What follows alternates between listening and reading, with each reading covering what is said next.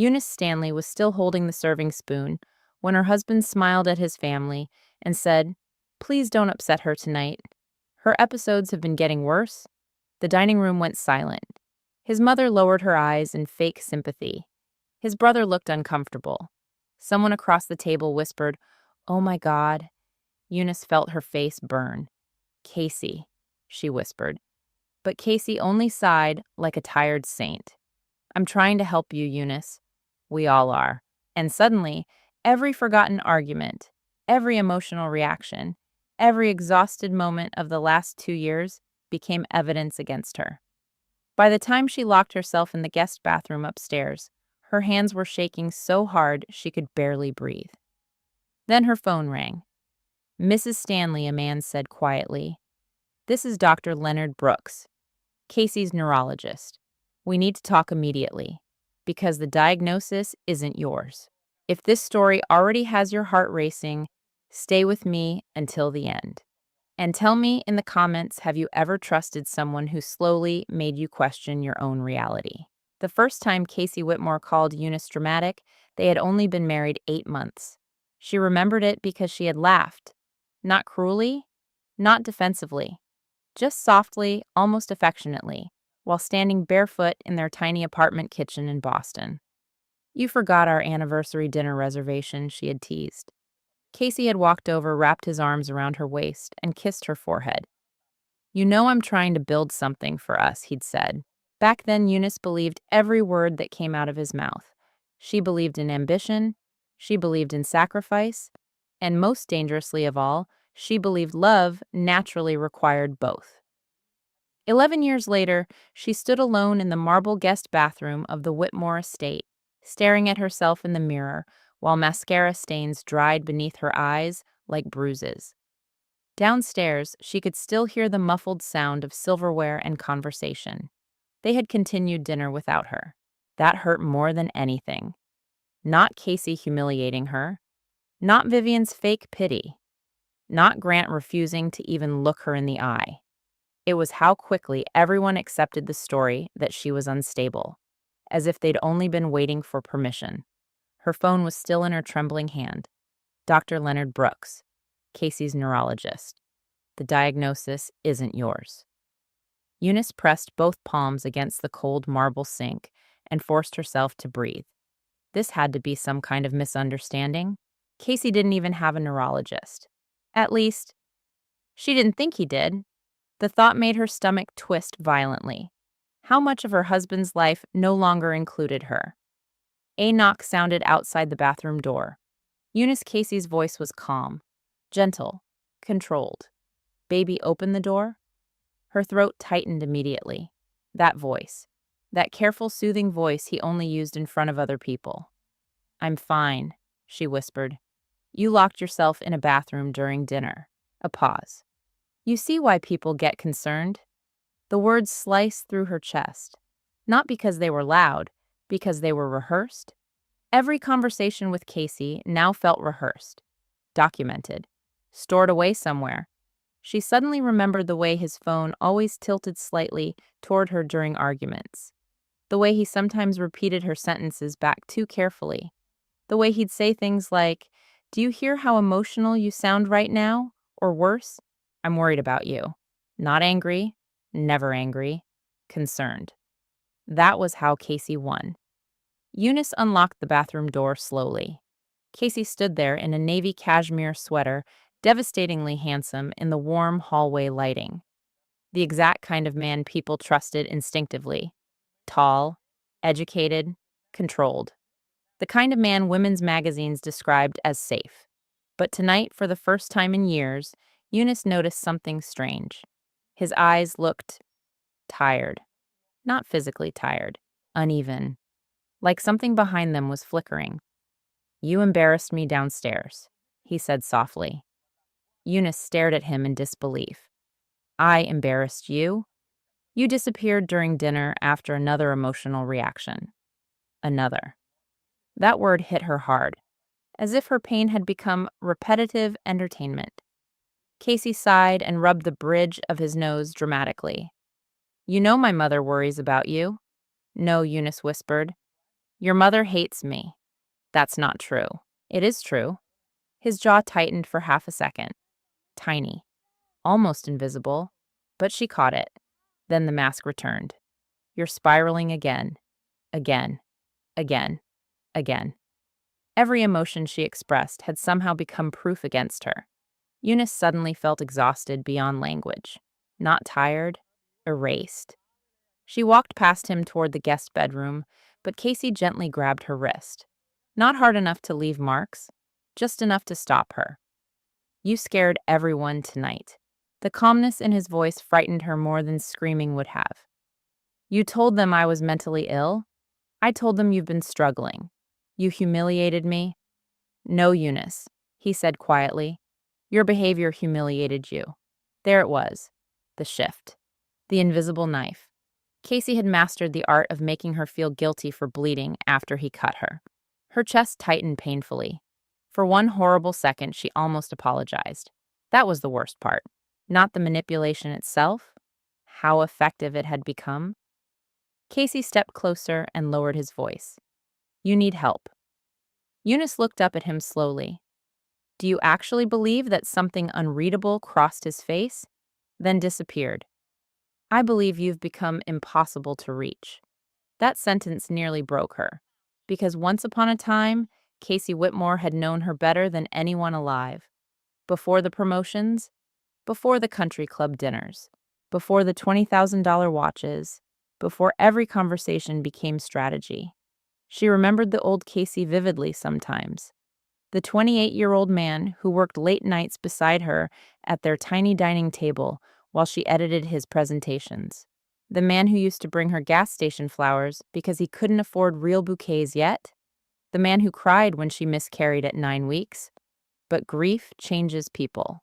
Success changes them faster. Casey rose aggressively through Holloway Financial Group after that loss. And somewhere along the way, ambition turned him cold. At first it was subtle, correcting her stories at parties, rolling his eyes when she spoke too long, telling her she was too sensitive. Then came the isolation. You don't need Naomi filling your head. Your friends are immature. You always overreact after talking to other people. Little by little, Eunice's world became smaller, and Casey became the center of it. Now she wondered if that had always been the goal. Casey released her wrist and walked toward the dresser. Dr. Adler recommended a psychiatric evaluation, he said casually. Eunice froze. What? He opened a drawer and pulled out a folded document. There are specialists who can help stabilize mood disorders. Mood disorders? The words echoed violently inside her skull. You already talked to a doctor about me. Casey's expression stayed painfully patient. I've been trying to protect you. No, Eunice whispered. You've been building a case against me. For the first time all evening, Casey looked genuinely startled, only for a second. But it was there, and Eunice saw it, saw the calculation behind his eyes, saw him adjusting, rewriting, recovering. What does that even mean? He asked carefully. Eunice stepped backwards slowly. Then she remembered something. 3 weeks ago, Casey had left for a conference in New York. While cleaning his office afterward, she'd found a dark blue folder partially hidden beneath financial reports. At the time, she only glanced at it. Tonight, she remembered the label clearly. Behavioral Episodes, Eunice Stanley. Her blood ran cold. You've been documenting me. Casey's silence lasted half a beat too long. That was all the answer she needed. You think I'm stupid, she whispered. No. You think no one will believe me? He looked at her sadly, almost compassionately, and somehow that hurt worst of all. Eunice, he said softly, people believe patterns. A chill crawled down her spine. Casey moved toward her again, slowly, carefully, like she was dangerous. You need rest. But now she saw it. The performance, the narrative, the manipulation hidden beneath concern. And for the first time in years, Eunice Stanley felt something stronger than confusion. Fear. Real fear. Because suddenly she understood something terrifying. Her husband wasn't trying to save her. He was preparing to destroy her. Then her eyes drifted toward the partially open drawer behind him, and there it was again, the blue folder, visible for only a second. Behavioral Episodes, Eunice Stanley. Underneath it sat another document, this one labeled Preparation Before Separation. Eunice barely slept. Every sound inside the penthouse made her flinch. The hum of the refrigerator, the elevator down the hall, the soft creak of Casey moving somewhere in the apartment around 3 in the morning. At one point, she heard his office door open and close. Then silence. Cold, terrifying silence. She lay awake staring at the ceiling while her thoughts spiraled violently through her head. Behavioral Episodes. Preparation Before Separation. The words replayed over and over until they no longer sounded real. By sunrise, her chest felt hollow. Casey acted perfectly normal the next morning. That frightened her more than anything else. He stood in their luxury kitchen wearing gray slacks and a white dress shirt, casually pouring espresso into 2 ceramic cups like the previous night had never happened. "Morning," he said. Eunice leaned against the hallway entrance, watching him carefully. The city skyline glowed behind him through floor-to-ceiling windows. Chicago looked silver and cold beneath the winter clouds. Casey smiled faintly. "I made your coffee." Her stomach twisted. For years, gestures like that had confused her during arguments. He could emotionally destroy her one night and bring her coffee the next morning like a loving husband. The inconsistency kept her trapped. It made her question which version was real. Now she wondered if both were performances. "You're staring," Casey said lightly. Eunice walked toward the island slowly. "You told your family I was mentally unstable." Casey sighed. "We already talked about this." "No. You talked." "I listened." His jaw tightened almost invisibly. Then came the calm voice again. "I said you've been struggling emotionally. You implied I was dangerous. That's not fair." Fair Eunice laughed softly, but there was no humor in it. "You built a file on me." For a split second, something sharp flashed behind his eyes, then vanished. "You went through my office." There it was. Not denial, deflection. Eunice noticed it instantly now. Casey set his coffee down with deliberate care. "That folder exists because I've been scared for you. For me," she whispered, "you've changed." The certainty in his tone almost made her doubt herself again. Almost. Casey stepped closer. "You isolate yourself. You isolated me. You're paranoid lately." "I'm paranoid because my husband secretly documents me." His voice stayed smooth. "That's exactly the kind of distorted interpretation I'm talking about." Distorted. The word wrapped around her throat like wire. Eunice suddenly remembered Naomi saying something years ago after Thanksgiving dinner. "He always makes you defend reality itself." At the time, Eunice thought her younger sister was being dramatic. Now she understood. Casey didn't just manipulate situations. He manipulated perception. Her perception. Everyone else's perception. The truth itself. His phone buzzed on the counter. Casey glanced at it quickly before turning the screen downward. Too quickly. Eunice noticed. Again. For months there had been hidden screens. Late-night texts, bathroom phone calls, sudden business dinners. Every time she asked questions, Casey somehow made her feel irrational for noticing. "You don't trust me anymore. You're exhausting lately.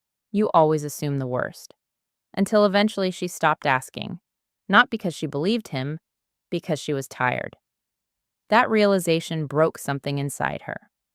Casey studied her face carefully. Then his expression softened artificially. "We're having brunch with my family today." Eunice froze. "What, my mother wants to clear the air?" "Absolutely not."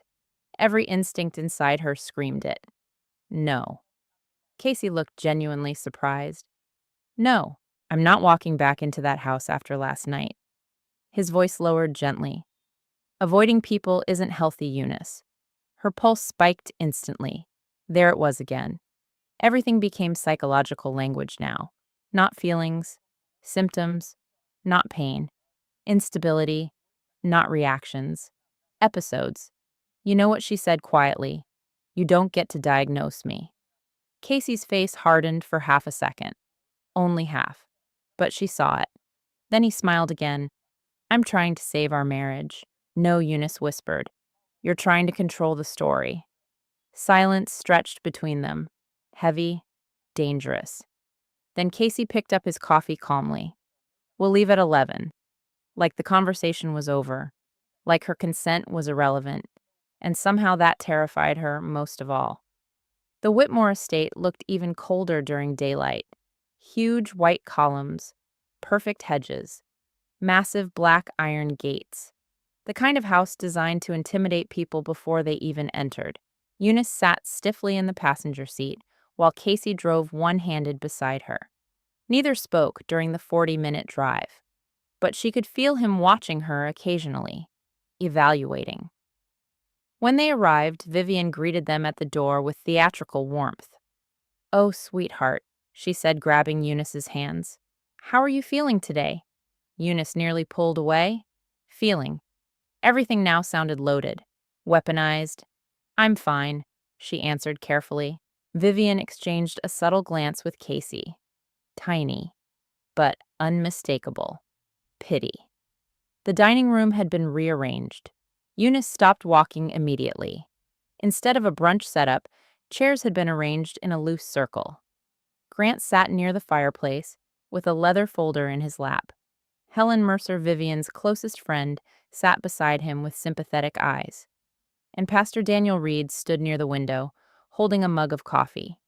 Eunice's blood ran cold. No, no, no, no. Casey gently touched her lower back. Sit down. Her entire body stiffened. What is this? Vivian stepped forward quickly. This is a safe space. Safe. Eunice suddenly wanted to run. Pastor Daniel gave her a sad smile.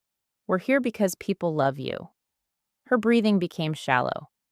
This isn't real. This cannot be real. Grant cleared his throat and opened the folder. Eunice, he began carefully over the past year. Several people have become concerned about your emotional state. Emotional state. Not one person asked how Casey had treated her. Not one person asked why she seemed unhappy. The assumption had already been made. She was the problem. Casey sat beside her silently, playing the exhausted husband perfectly. Helen leaned forward compassionately.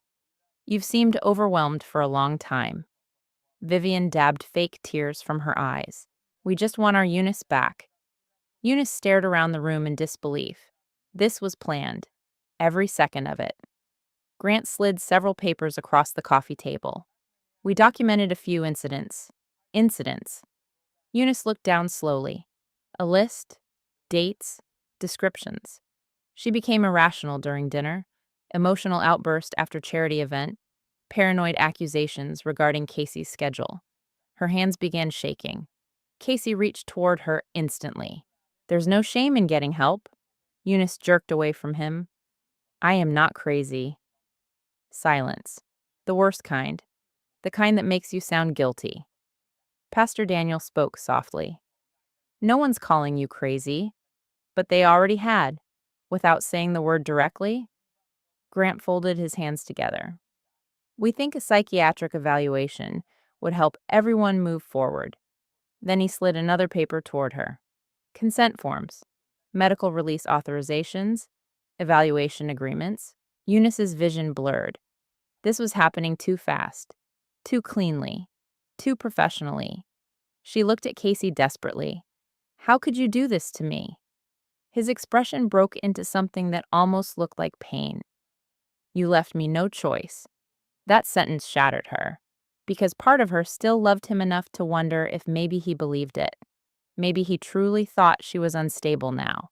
Maybe years of manipulation had distorted even him. Vivian touched Eunice's arm gently. Sweetheart, sign the forms.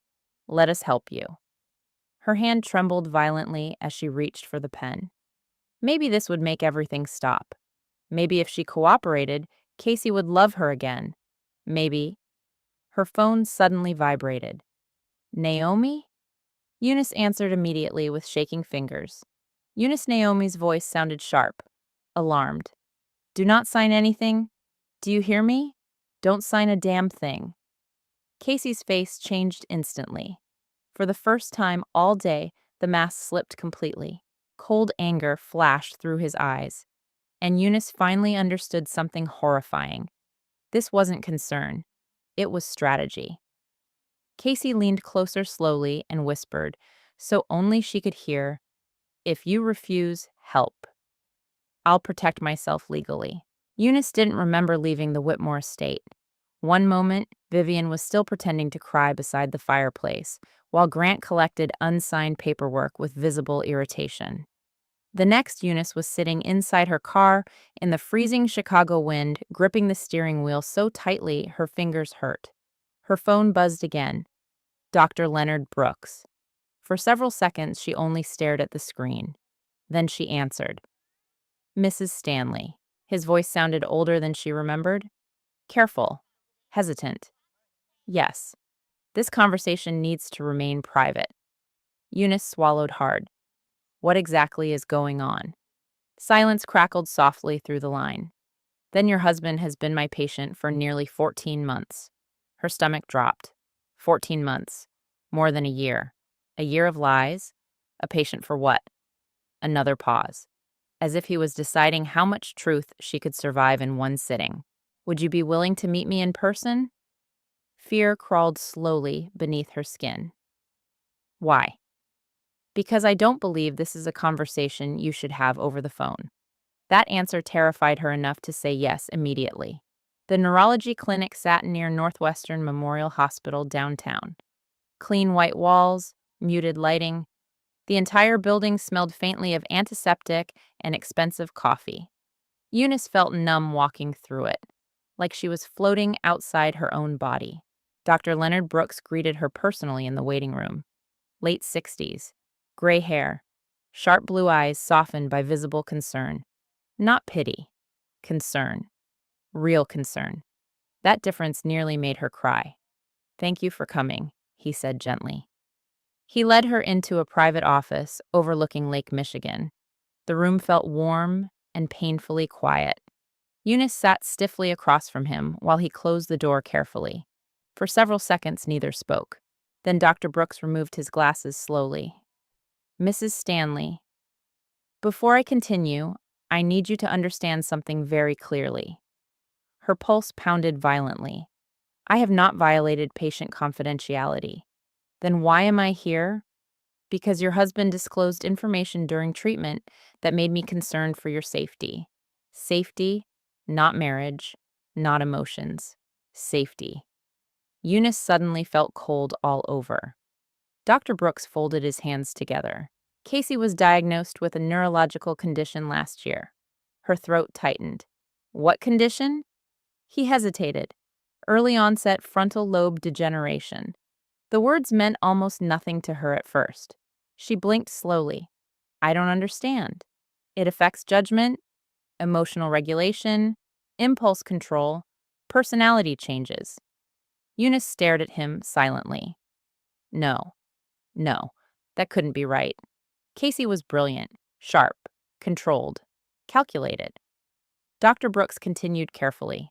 In some patients, the earliest symptoms present as emotional instability, compulsive behavior, paranoia, or personality shifts. Paranoia. The word hit her hard, because suddenly memories started rearranging themselves violently inside her head. Casey accusing coworkers of plotting against him. Sudden rages during traffic. Extreme irritability over tiny inconveniences. Mood swings. Cruel comments that appeared out of nowhere. Then complete calm afterward. Eunice whispered, he said I was paranoid. Dr. Brooks's face tightened slightly. Yes. Something inside her cracked quietly. For over a year, Casey had projected his own symptoms onto her. Dr. Brooks reached for a folder on his desk. He initially responded well to treatment recommendations, but several months ago he stopped cooperating, stopped how he missed appointments, refused imaging updates, increased alcohol consumption. Eunice stared at him in disbelief. Casey barely drank around her anymore. Or maybe he simply stopped drinking around her. During our later sessions, Dr. Brooks continued carefully. His behavior became increasingly concerning. Eunice's chest tightened. What kind of behavior? The doctor looked directly at her. He became fixated on reputation. A chill moved slowly down her spine. He repeatedly spoke about needing control over public perception, especially within his company and family. Eunice felt nauseous. He asked unusual questions. What kind of questions? Dr. Brooks's voice lowered. Questions about credibility. Her heartbeat stopped. He wanted to know how mental instability claims affect divorce proceedings. The room tilted slightly. Eunice gripped the arms of the chair. No, no, no, no.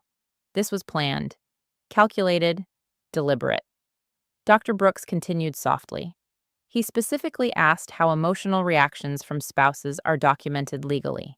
Tears burned behind Eunice's eyes instantly. Every argument, every accusation, every moment he provoked her, documented, weaponized. Oh my God, she whispered. The doctor's expression darkened. I advised him repeatedly to seek psychiatric support in addition to neurological treatment, but he didn't. No? What did he do instead? Dr. Brooks hesitated again. Then he redirected concern toward you. The shame hit her harder than anger somehow. Not because she'd done something wrong, because she had believed him. For months, Eunice had secretly wondered if she really was becoming unstable. She stopped trusting her memory, stopped trusting her instincts, stopped trusting herself, and Casey watched it happen. Dr. Brooks opened the folder slowly. I'm only telling you this because Casey described increasingly manipulative behavior toward you during our sessions. Eunice looked up sharply. He admitted it, not directly, but enough. Her breathing became shallow. What exactly did he say? The doctor chose his words carefully. He described you as emotionally dependent, isolated, easy to discredit, easy to discredit. Eunice suddenly remembered Casey correcting her stories at parties, mocking her memory subtly, telling people she exaggerated things, small humiliations, tiny fractures, until eventually no one fully trusted her version of events anymore, not even herself. Dr. Brooks sighed heavily. I became deeply concerned after his last appointment. When was that? 3 weeks ago. 3 weeks? The same week Casey started mentioning psychiatric evaluations. The same week she found the blue folder. What happened during the appointment? The doctor looked genuinely troubled now. He became agitated when I questioned his treatment compliance. Eunice's stomach twisted. He insisted everyone around him was becoming incompetent. Classic projection. She saw it now, all of it. He also described a need to secure his future before things deteriorated. Eunice's blood ran cold. Deteriorated. He believes losing professional credibility would destroy him. The room fell silent. Then Dr. Brooks spoke the sentence that truly terrified her. He seemed less afraid of the disease itself than of people finding out. Because Casey worshipped image, status, power, control. Without those things, who was he? Dr. Brooks leaned forward slightly. Mrs. Stanley, has your husband ever frightened you physically? Eunice opened her mouth immediately. No, then stopped. Because suddenly she remembered moments differently. The way Casey blocked doorways during arguments, the way he grabbed her wrist, the coldness in his eyes sometimes. Not violent, but controlled enough to become violence eventually. I don't know, she whispered honestly. The doctor nodded slowly, like he expected that answer. That uncertainty concerns me. Eunice looked toward the window. Snow had begun falling lightly over the lake outside. The city looked blurred. Unreal. How long until it gets worse? She asked quietly. Dr. Brooks paused. There's no precise timeline, but it will get worse. Yes. Her eyes filled instantly. Not because she pitied Casey, not entirely. because part of her still remembered the man he used to be, the man before whatever darkness had consumed him. Dr. Brooks studied her carefully. You are not responsible for managing this alone. Eunice laughed bitterly through tears. I think I already have been. No, he said gently. You've been surviving it. That sentence nearly broke her. For years, everyone around Casey treated Eunice like she was over-emotional, difficult, too sensitive. But what if she'd simply been reacting normally to psychological warfare? Dr. Brooks closed the folder slowly. There's one more thing. Eunice looked up. Casey believes he's smarter than everyone around him. Her chest tightened instantly. He specifically said you would never see what he was doing until it was too late. A cold wave of fear swept through her body. Then the doctor said quietly, I don't think you should be alone with him tonight. Eunice sat inside her car for nearly 20 minutes after leaving the clinic. Snow drifted softly across the windshield, while downtown Chicago blurred into white and gray around her. She couldn't stop shaking. Not from fear alone, from recognition. That was the unbearable part. Dr. Brooks hadn't told her anything completely unfamiliar.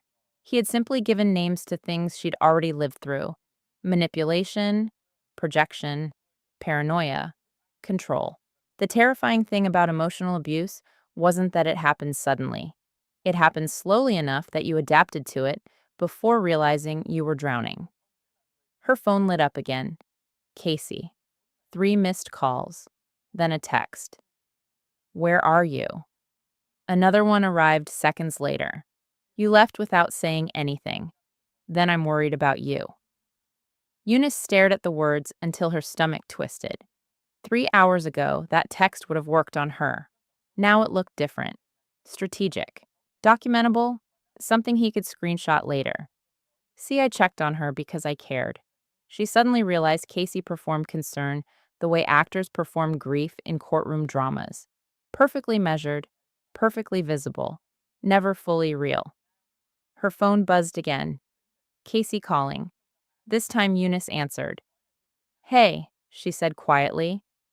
Relief flooded his voice instantly. There you are. Too fast, too polished, like he'd rehearsed relief itself. Where have you been driving? A pause. You left the intervention abruptly. Intervention. Not family ambush, not humiliation. Intervention. Casey had already framed the narrative neatly. Eunice leaned back against the seat. I needed air. His tone softened immediately. I know this is hard. No, she thought. You know exactly what you're doing. Come home, he said gently. The word home nearly made her cry, because the penthouse no longer felt like home. It felt like surveillance.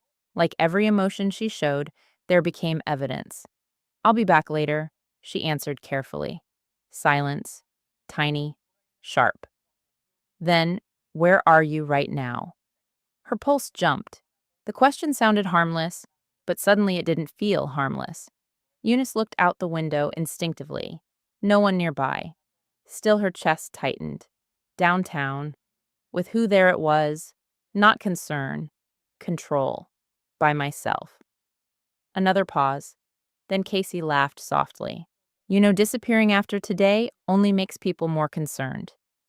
The words chilled her instantly. Not people. You. Casey lowered his voice. Eunice, don't make this uglier than it already is. Something inside her went still. Very still. Because for the first time, she heard the threat beneath his calmness clearly. She closed her eyes briefly. I'll come home soon. Good. Then softly, I love you. Eunice almost said it back automatically. Almost. Instead, she hung up and immediately burst into tears. By the time she returned to the penthouse, night had fully fallen over the city. The apartment was dim except for the kitchen lights.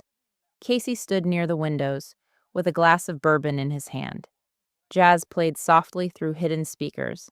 The scene looked so normal it felt horrifying. He turned when she entered. There you are. No anger, no confrontation, just smooth calm. Eunice removed her coat slowly. For the first time in years, she truly looked at her husband. The expensive watch, perfect posture, tailored charcoal sweater, every inch of him carefully constructed for admiration. But now she noticed things she hadn't before. His eyes looked slightly bloodshot. One side of his mouth twitched faintly when he stood still too long. And there was something restless beneath his skin tonight. Something unstable, trying desperately to appear controlled. Casey approached carefully. I was starting to worry. Eunice forced herself to stay calm. Dr. Brooks' warning echoed through her mind. He thinks he's smarter than everyone around him. You shouldn't drink with your condition. The words escaped before she could stop them. Everything froze. Casey's expression emptied completely. No smile, no warmth, nothing. For one terrifying second, Eunice saw the real man beneath the performance. Dangerous silence filled the room. Then Casey blinked once, and the mask returned instantly. What condition too smooth? Too quick? Eunice realized immediately she'd made a mistake. Think. Think carefully. I just mean stress, she said quietly. Casey stared at her, long enough to make her heartbeat stutter. Then he smiled slowly. Right. But he didn't believe her. She knew it, and he knew she knew. The tension between them thickened immediately. Casey walked back toward the kitchen island casually. Did Naomi call you after brunch? Eunice froze internally. How much did he know she checked on me? Mm-hmm. Casey swirled the bourbon slowly. You know your sister has always enjoyed making me the villain. No, Eunice whispered. You do that yourself. The words slipped out before she could stop them. Casey's eyes lifted slowly to hers. Dangerously calm. What did you say? Eunice's pulse pounded. For years she avoided direct confrontation because it always escalated into emotional chaos, somehow twisted against her. But tonight, something felt different. Tonight, she finally understood the game, and understanding made her less afraid. You heard me? Silence. Casey took another sip, then smiled faintly. You've become very hostile lately. There it was again. Language is weaponry. Not anger, hostility. Not pain, instability. Eunice suddenly felt exhausted. I'm tired, Casey. So am I. He set the glass down carefully. You know what's interesting? Every instinct inside her tightened. When someone is confronted with help, he continued softly. Their true personality usually surfaces. Eunice stared at him. You publicly humiliated me. No, Casey replied calmly. You humiliated yourself by reacting emotionally. The gaslighting hit differently now. Before it confused her. Now it made her furious. Do you hear yourself? I hear a wife refusing accountability. Accountability. Another corporate word. Another polished knife. Eunice looked toward the hallway. She needed distance, needed air. But Casey stepped subtly into her path. Not aggressively, just enough. The gesture terrified her. You met someone today, he said quietly. Not a question. A statement? Her blood turned cold. What you're different tonight. Eunice forced herself to breathe evenly. I'm tired. No. His eyes sharpened. You're calmer. Because now she knew he was lying. That was what unsettled him. For years, Casey controlled the emotional atmosphere between them. He provoked. She reacted. Then he documented the reaction. But tonight she wasn't reacting the same way. And he noticed immediately. Casey moved closer. So who did you talk to? The room suddenly felt much smaller. Nobody. A lie? Their first real lie? Casey studied her face intensely. Then he smiled again. But this smile looked wrong somehow. Too slow. Too deliberate. You've always been a terrible liar. Eunice's stomach tightened violently. He knew, or suspected enough. She forced herself to walk past him calmly toward the bedroom hallway. Good night, Casey. His voice stopped her instantly. Did you go through my office again? Every muscle in her body tightened. She turned slowly. Casey stood completely still now. No jazz, no movement, no softness, just cold observation. I don't know what you mean. Don't do that. The calmness vanished slightly, tiny cracks appearing. You've been snooping? Snooping. Eunice laughed bitterly. In my own house, Casey's jaw flexed hard.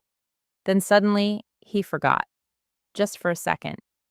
A strange blankness crossed his face, like his thoughts disconnected mid-emotion. The silence stretched too long. Eunice watched confusion flicker behind his eyes. Then anger rushed back to replace it. Violent, fast, unstable. You think people will believe you over me? He asked quietly. The sentence sent ice through her veins. Not because he raised his voice, because he sounded genuinely certain of the answer. No, they wouldn't. Not yet. Casey stepped closer, slowly. Nobody believes emotional women, Eunice. There it was. The truth. Raw. Ugly. Real. Then his expression softened instantly, again almost frighteningly fast.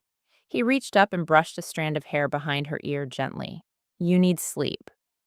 Eunice stood frozen, terrified by how quickly he transformed. Casey kissed her forehead softly, like a loving husband, then whispered, Tomorrow everyone's finally going to see who you really are. Eunice barely waited for sunrise before leaving the penthouse the next morning. Casey was still asleep when she slipped out quietly, although she could not shake the uncomfortable feeling that he had sensed her leaving even before the elevator doors closed behind her. The city outside looked pale and exhausted beneath the winter sky, and for the first time in years, Chicago no longer felt glamorous to her.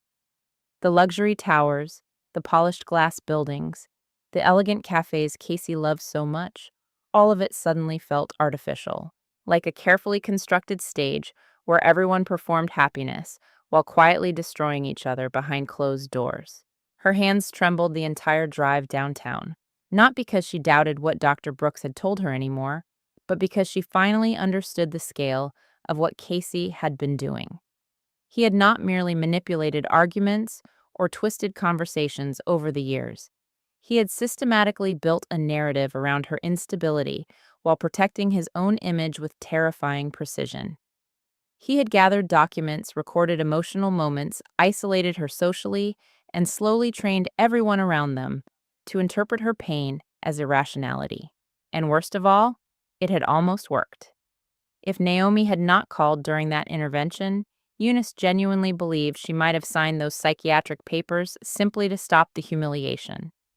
That realization haunted her more deeply than Casey's betrayal itself because it forced her to confront how completely she had stopped trusting her own judgment.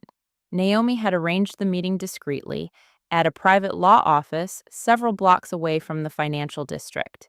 The building looked understated compared to the sleek corporate towers nearby, but the reception area radiated quiet confidence instead of flashy wealth. Dark wood walls, warm lighting shelves, filled with legal awards, and expensive silence gave the place an atmosphere that immediately calmed Eunice's nerves. A receptionist escorted her toward a corner office overlooking the river. Maya Reynolds will be right with you, she said politely.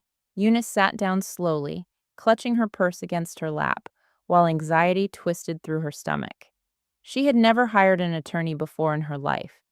Even during difficult periods in her marriage, divorce had always seemed impossible to her because Casey controlled nearly every financial aspect of their lives. He managed investments, property paperwork, taxes, and business accounts while repeatedly insisting she didn't need to stress herself with complicated legal matters. Now she wondered if that arrangement had ever truly been about convenience. The office door opened a moment later. Maya Reynolds walked in wearing a navy-tailored suit and carrying a slim black tablet beneath one arm. She looked to be in her early 40s, elegant without trying too hard, with sharp dark eyes that immediately reminded Eunice of women who survived difficult things without becoming cold afterward. You must be Eunice Maya, said warmly as she extended her hand. There was no pity in her voice, no hidden judgment, just direct professionalism. That alone nearly made Eunice emotional. Thank you for seeing me, she said quietly. Maya sat across from her and studied her carefully for several seconds before speaking again. "You look terrified," she said gently. The honesty of the statement broke something inside Eunice immediately. Not dramatic, not unstable, terrified. For the first time in months, someone had named her emotional state correctly. Eunice laughed shakily before tears filled her eyes. "I think my husband is trying to convince people I'm mentally ill." Maya's expression did not change at all. That surprised Eunice. No shock, no confusion, only recognition. "How long has he been doing it?" Maya asked calmly. The question stunned her. "You believe me?" Maya leaned back slightly in her chair. "I've spent 15 years handling high-conflict divorces involving emotional coercion, reputational abuse, and financial manipulation. Women sitting in your chair almost always begin the same way." Eunice swallowed hard. "What way?" "They ask me if I believe them before they tell me what happened." Tears burned behind Eunice's eyes again. Maya handed her a box of tissues casually before continuing. "Start from the beginning," she said, "and don't edit yourself to sound reasonable." Women in emotionally abusive marriages often do that because they've been trained to defend their own reality.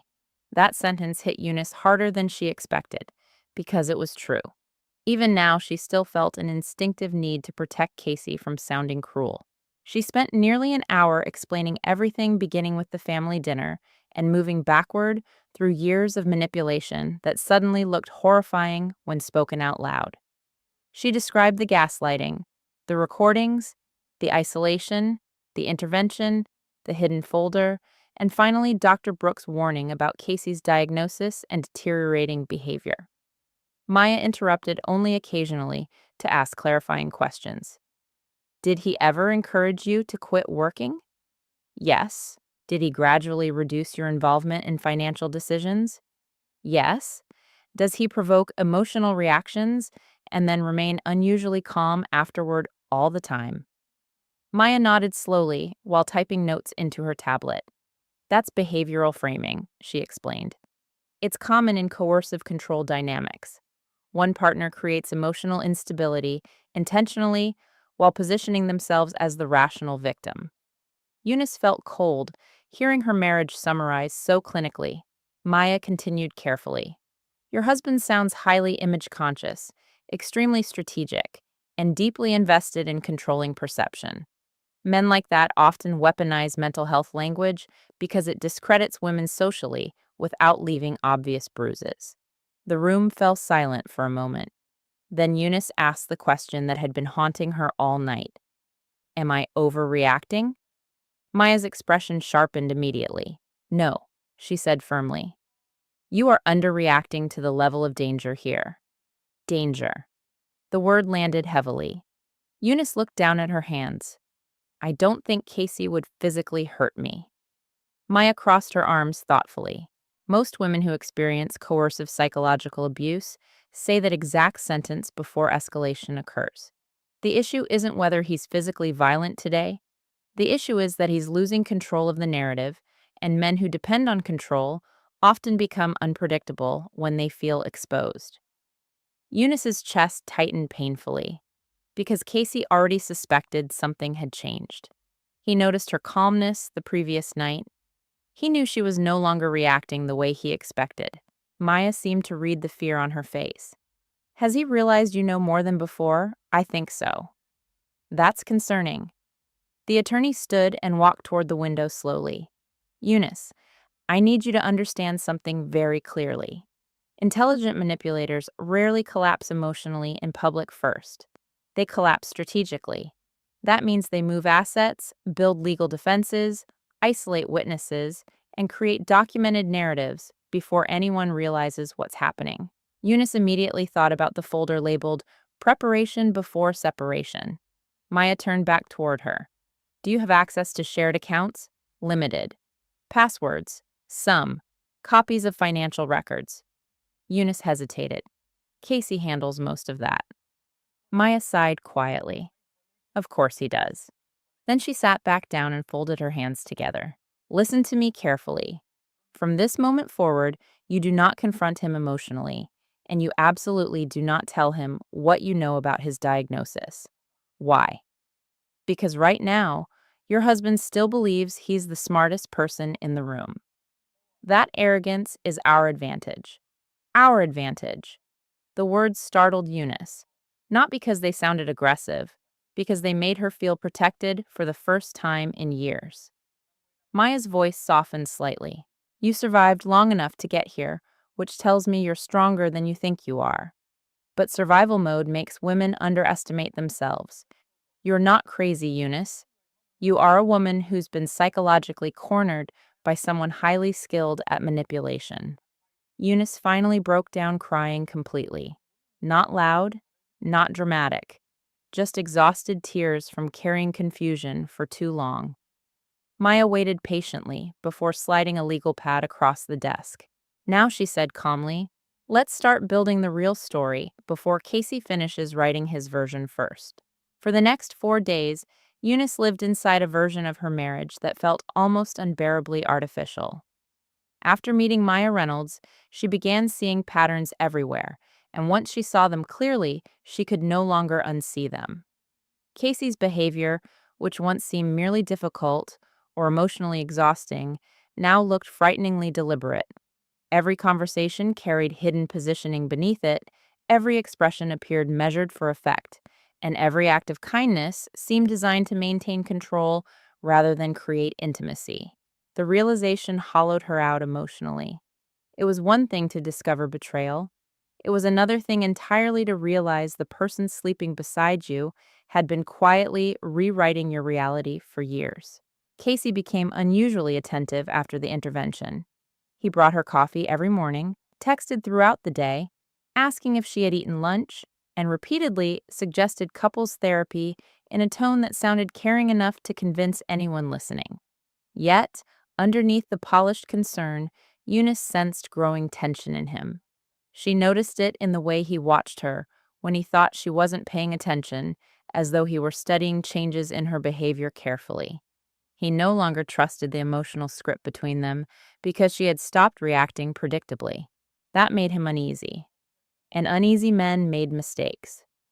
Maya warned Eunice not to confront him directly, so instead she became observant. She copied financial records quietly whenever Casey left his office open. She forwarded suspicious emails to a secure account Maya created for her. She documented conversations immediately afterward while details remained fresh. Most importantly, she stopped defending herself every time Casey subtly provoked her. That change disturbed him more than anger ever had. On Friday afternoon, Casey texted her unexpectedly, running late tonight, dinner with clients near Northwestern. The message itself was ordinary, but Eunice stared at it longer than necessary because Northwestern sat directly beside the medical district where Dr. Brooks's clinic was located. Casey had already lied about appointments there for more than a year. Something about the text felt rehearsed. Convenient. She tried to ignore the instinct at first, but uneasiness lingered in her chest all afternoon until finally, just after 6:30, she found herself driving downtown through freezing rain with no clear plan, except following intuition she no longer wanted to silence. Chicago traffic crawled painfully through the city while dusk settled over the streets. By the time Eunice reached the medical district, darkness had fully fallen and the sidewalks shimmered with rainwater beneath blurred headlights. She parked across from Northwestern Memorial and sat motionless inside her car for several minutes, feeling ridiculous. Maybe Casey truly was meeting clients. Maybe paranoia had finally infected her too. Then she saw him. Casey exited a side entrance near the parking structure, wearing his charcoal overcoat, one hand tucked casually into his pocket, while speaking to someone beside him. A woman? Young, blonde, beautiful in the effortless way expensive skincare and confidence often create. Eunice's stomach dropped instantly. The woman laughed at something Casey said, touching his arm lightly, while they walked beneath the awning together. Casey leaned closer toward her, with a softness Eunice had not seen directed at her in years. Not business, not professional. Intimate. Pain shot through Eunice so sharply, She physically leaned forward against the steering wheel. She should leave. She knew that immediately. Nothing good would come from watching more, but she couldn't stop herself. Casey guided the woman toward the parking garage entrance, with his hand resting lightly against her lower back, a gesture so familiar that Eunice nearly felt sick.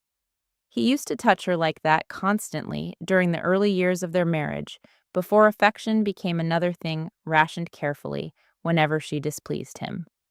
Eunice parked farther down the block and followed them on foot through the rain. Her heart pounded violently as she entered the garage quietly enough to remain unnoticed. Casey and the woman stood beside a black Mercedes SUV several rows ahead, partially hidden by concrete pillars and shadows. The woman looked upset about something. "I just don't understand why she's making this harder," she said. Eunice froze. Casey sighed heavily in response, the exact exhausted sigh he used during family dinners. "She's not well, Paige." Paige, the assistant. Eunice remembered the name instantly from company events. 27 years old. Worked directly under Casey at Holloway Financial. Paige crossed her arms tightly against the cold. "She called you 6 times during your investor meeting last week." Eunice's breath caught. That never happened. Casey lowered his head with heartbreaking patience. "She spirals when she feels abandoned." The lie hit Eunice so hard she almost stepped forward instinctively. But then Casey continued speaking. "I've tried everything to help her. Therapy, doctors, medication discussions. She refuses all of it. Medication discussions." He was building the same narrative with Paige too. The same script, the same carefully curated tragedy where Casey played the loving husband trapped by an unstable woman. Paige's expression softened sympathetically. "That must be exhausting." Casey laughed quietly, rubbing his forehead like a man carrying unbearable emotional burdens. "You have no idea." Eunice felt physically ill. Because he was good? Terrifyingly good. Not cartoonishly manipulative, not obvious. Subtle enough that every lie contained traces of reality woven carefully through it. Yes, Eunice had become emotional recently. Yes, she called more often during arguments. Yes, she struggled. But only because Casey had systematically destabilized her first. Paige moved closer toward him. "Why don't you just leave her?" Casey looked down silently for several seconds before answering in a low voice full of painful nobility. "Because I made vows." The performance nearly shattered Eunice emotionally. Not because she still believed him, because another woman clearly did. Casey reached up and brushed rainwater gently from Paige's coat sleeve. "I can't abandon someone who's sick." Sick. There it was again. The word he had quietly attached to Eunice until it became inseparable from her identity in everyone else's mind. Paige touched his hand softly. "You're a better man than most people." Eunice nearly laughed out loud from the cruelty of it. Instead, tears burned behind her eyes, while rain soaked through her coat unnoticed. Then Paige said something that made Eunice's entire body go cold. "She really tried to poison you." Casey became still for one dangerous second. Then he nodded slowly. "Dr. Brooks thinks it was a cry for help." The lie was so monstrous that Eunice physically grabbed the concrete wall beside her to steady herself. Poison him. She had never even raised her voice at Casey in public before this week. But now he was telling people she tried to poison him. How many stories like that existed? How many people already believed she was dangerous? Paige looked horrified. "Oh my God." Casey immediately softened his expression again. "I shouldn't have told you that." "No, you needed someone to talk to." Casey pulled her gently into his arms. And this time, Paige kissed him. Not dramatically, not passionately, tenderly, like she believed she was comforting a broken man. Eunice felt something inside her finally crack completely. Not love, not trust. Illusion. Because suddenly, she understood that Casey did not merely lie when necessary. He constructed entire emotional realities for different people and then stepped inside them until even he seemed to believe his own performance. With his family, he was the exhausted husband. With Paige, he was the loyal caretaker, trapped in tragedy. At work, he was the composed executive under pressure. And with Eunice, he had made her the unstable villain in every version of the story. Her phone vibrated suddenly inside her coat pocket. The sound startled her enough that she almost gasped aloud. Casey's head lifted immediately. Eunice turned quickly and disappeared deeper into the garage shadows before he could see her. Her pulse thundered violently while she hurried back toward the stairwell, barely breathing. By the time she reached the street again, rain streamed down her face so heavily she could no longer tell what were tears. Inside the safety of her car, she finally looked at the missed call. Maya Reynolds. Then another text arrived beneath it. We found unusual transfers connected to your joint accounts. Call me immediately. But Eunice barely saw the message, because one horrifying thought kept repeating inside her mind. If Casey could convince another woman she tried to poison him, what else was he capable of making people believe? Eunice did not cry when she got home that night. That frightened her more than the affair itself. For years, every betrayal from Casey had reduced her to confusion, heartbreak, self-blame, or emotional exhaustion. But after watching him hold another woman, while calmly describing her as mentally unstable and dangerous, something inside her had shifted permanently. The grief was still there, deep and painful, but it now existed beneath something colder and steadier. Clarity. For the first time since her marriage began unraveling, Eunice stopped asking herself whether she was overreacting, because innocent people did not secretly build psychiatric cases against their spouses. Innocent people did not tell mistresses fabricated stories about poisoning attempts. And innocent people certainly did not move money in secret while preparing legal separation strategies behind closed doors. When she entered the penthouse shortly after 10, Casey was sitting in the living room with his laptop open beside a half-finished glass of bourbon. Jazz still played softly through the apartment speakers, and the warm lighting made the entire scene look painfully sophisticated, like an advertisement for wealthy domestic perfection. He looked up immediately when she walked in. "There you are," he said with gentle concern. "I was getting worried again." Again.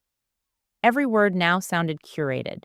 Eunice removed her coat slowly and forced herself to maintain the same emotional restraint Maya had warned her to practice. I lost track of time. Casey studied her face carefully. She could practically see him searching for signs of instability, emotional volatility, tears, or anger. He wanted reactions because reactions fed his narrative. Instead, she walked calmly toward the kitchen. "You ate already?" she asked. His expression flickered almost imperceptibly. Yes. Another lie. She had seen him leaving the garage less than an hour earlier with Paige. Eunice opened the refrigerator simply to avoid looking directly at him while she regained control of herself. Her hands remained steady somehow, even though her entire body felt electrically tense beneath the surface. "That's good," she said quietly. Silence stretched behind her. Then Casey stood and approached slowly. "You seem different lately." There it was again. Observation disguised as intimacy. Eunice grabbed a bottle of water and turned toward him carefully. "How so?" He tilted his head slightly, studying her. Calmer, because she had stopped defending herself, stopped begging to be understood. Casey stepped closer. "Usually after conflict, you withdraw emotionally. Conflict. Not manipulation, not humiliation, conflict. Neutral language designed to erase accountability." But tonight Eunice noticed something else beneath his polished demeanor. His exhaustion was worsening. The slight twitch near his mouth had become more noticeable, and twice during the conversation, his gaze seemed to drift briefly out of focus before snapping back again. Even his emotional transitions looked unstable, now shifting too quickly between warmth and suspicion. Dr. Brooks was right. The condition was progressing. "What are you thinking about?" Casey asked softly. The truth nearly escaped her. "I'm thinking about how terrifying you are." Instead, she shrugged lightly. "Just tired." He stared at her for another moment before nodding. "You should rest." Again, the gentle caretaker voice. But Eunice could feel tension radiating beneath it now because he no longer understood her behavior. Casey had built his control around predicting her emotions, and unpredictability unsettled him deeply. That realization gave her a strange sense of power. Not safety, never safety, but leverage. Later that night, after Casey finally fell asleep beside her, Eunice slipped quietly from bed and carried her laptop into the guest room. The city skyline glowed outside the windows, while snow drifted across the glass in soft waves, and for several seconds, she simply sat motionless in the dark, trying to steady herself emotionally before opening the encrypted email account Maya created earlier that day. She forwarded everything she had gathered so far: pictures of the blue folders, copies of suspicious documents, screenshots of Casey's texts, financial summaries she barely understood. Then she added a detailed description of what she witnessed in the parking garage with Paige. Within 15 minutes, Maya replied, "Stay awake. I'm calling you." Eunice answered immediately. "You were right," she whispered before Maya could even speak. "He's having an affair." Maya sounded unsurprised. Affairs are common in coercive control cases. They provide admiration without accountability. Eunice leaned back against the chair tiredly. "He told her I tried to poison him." Silence filled the line briefly. Then Maya exhaled slowly. That's escalation. Fear tightened in Eunice's stomach. What does that mean? It means Casey is no longer simply framing you as emotional. He's reframing you as dangerous. That's important legally and psychologically. Eunice closed her eyes. "Oh my God. Listen carefully to me," Maya continued. "Men who create false instability narratives usually rely on subtle accusations first, because those are easier to defend publicly. Once they start introducing stories involving threats, violence, or harm, they're preparing for more aggressive separation strategies. Like what protective orders?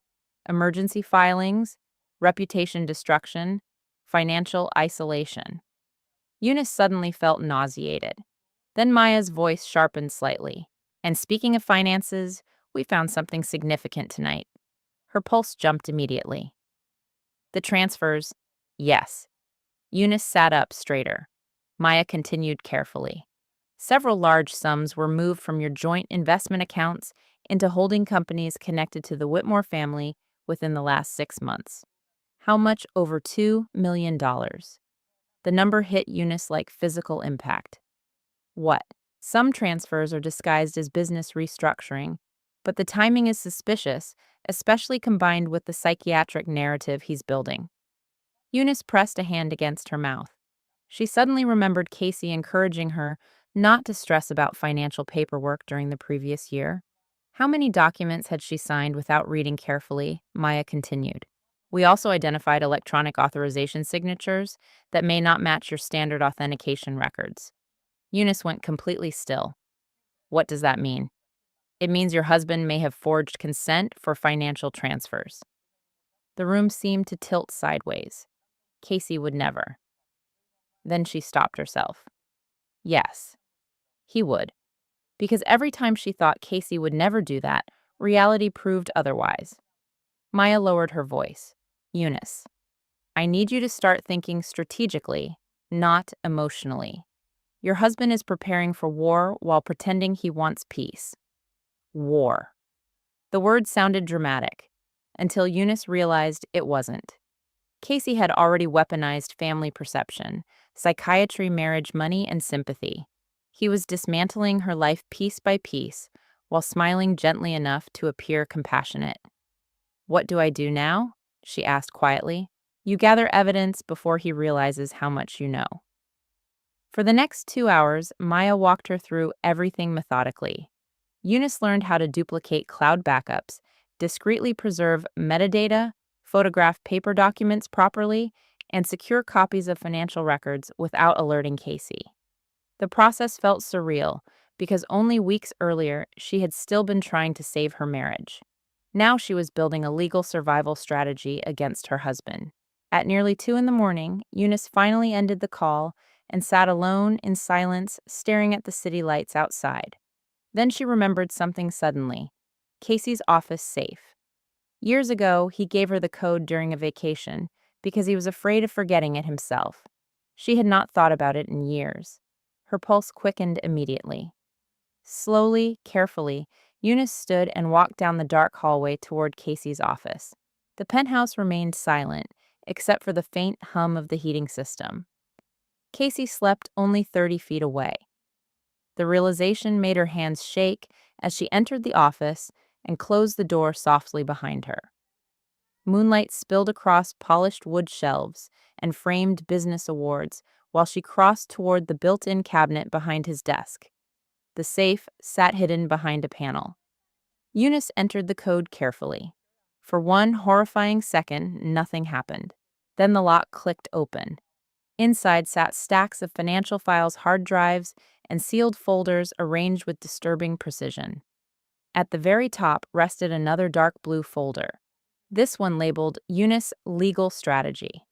And underneath it sat something even worse, a drafted emergency petition requesting psychiatric evaluation and temporary spousal asset control, already signed by Casey. Eunice did not sleep after opening the safe. She spent the remainder of the night sitting on the guest room floor with Casey's documents spread around her, like pieces of a nightmare finally revealing its full shape. Every page she read confirmed the same horrifying truth: her husband had not been reacting emotionally or impulsively over the past year. He had been planning, carefully, methodically, legally. The psychiatric petition alone made her physically sick to read. Casey described her as emotionally unstable, financially irresponsible, socially withdrawn, and psychologically unpredictable. He cited documented behavioral episodes and claimed concern for both marital assets and his personal safety. Reading those words felt surreal because they described a fictional woman wearing her face. What terrified her most, however, was how convincing it sounded. Casey understood presentation better than anyone she had ever met. He knew how to structure narratives in ways that sounded calm, rational, and deeply credible. The petition avoided obvious cruelty entirely. Instead, it framed him as a compassionate husband, desperately trying to protect someone he loved from herself. Even the language sounded heartbreaking. My wife's recent emotional decline has caused me significant concern. I fear she may harm herself or compromise our shared financial stability. I have exhausted every private effort to secure proper treatment. The lies were elegant. That made them dangerous. By 6 in the morning, Eunice had photographed every document using the secure app Maya recommended. She copied files from Casey's external hard drives onto encrypted storage devices and documented transfer records connected to Whitmore family shell companies. Several documents included her electronic authorization signature attached to transactions she had never seen before. Forgery. Real forgery. Not suspicion anymore. Proof. When sunrise finally spread pale light across the skyline, Eunice carefully returned everything to the safe exactly as she found it. Her pulse pounded violently the entire time because one mistake, one shifted paper, one misplaced folder could alert Casey immediately. She closed the safe quietly and turned around. Casey stood in the office doorway. For one horrifying second, neither of them moved. Eunice's heart nearly stopped. Casey wore gray sweatpants and a black t-shirt, his expression unreadable beneath the dim morning light. His hair looked slightly disheveled from sleep, but his eyes were painfully alert, sharp, suspicious. "How long have you been awake?" he asked calmly. Eunice forced herself to breathe normally. Couldn't sleep. His gaze drifted briefly toward the cabinet behind the desk, then back to her. "You've been spending a lot of time in my office lately." The accusation hid beneath a soft tone, but she heard it clearly now. Everything with Casey contained layers. Eunice crossed her arms lightly, pretending calm she did not feel. "I used to spend time in here all the time before you started shutting me out." For a moment, something flickered across his face. Not guilt, irritation. Then he smiled faintly. "I never shut you out." The lie exhausted her now more than it hurt. Casey stepped farther into the room. You seem tense? Because I just discovered you tried to steal my life legally. Instead, she shrugged lightly. I didn't sleep well after the intervention. At the word intervention, his posture subtly relaxed. That was important. He still believed she viewed herself as emotionally overwhelmed rather than strategically aware. Good. Casey walked toward her slowly.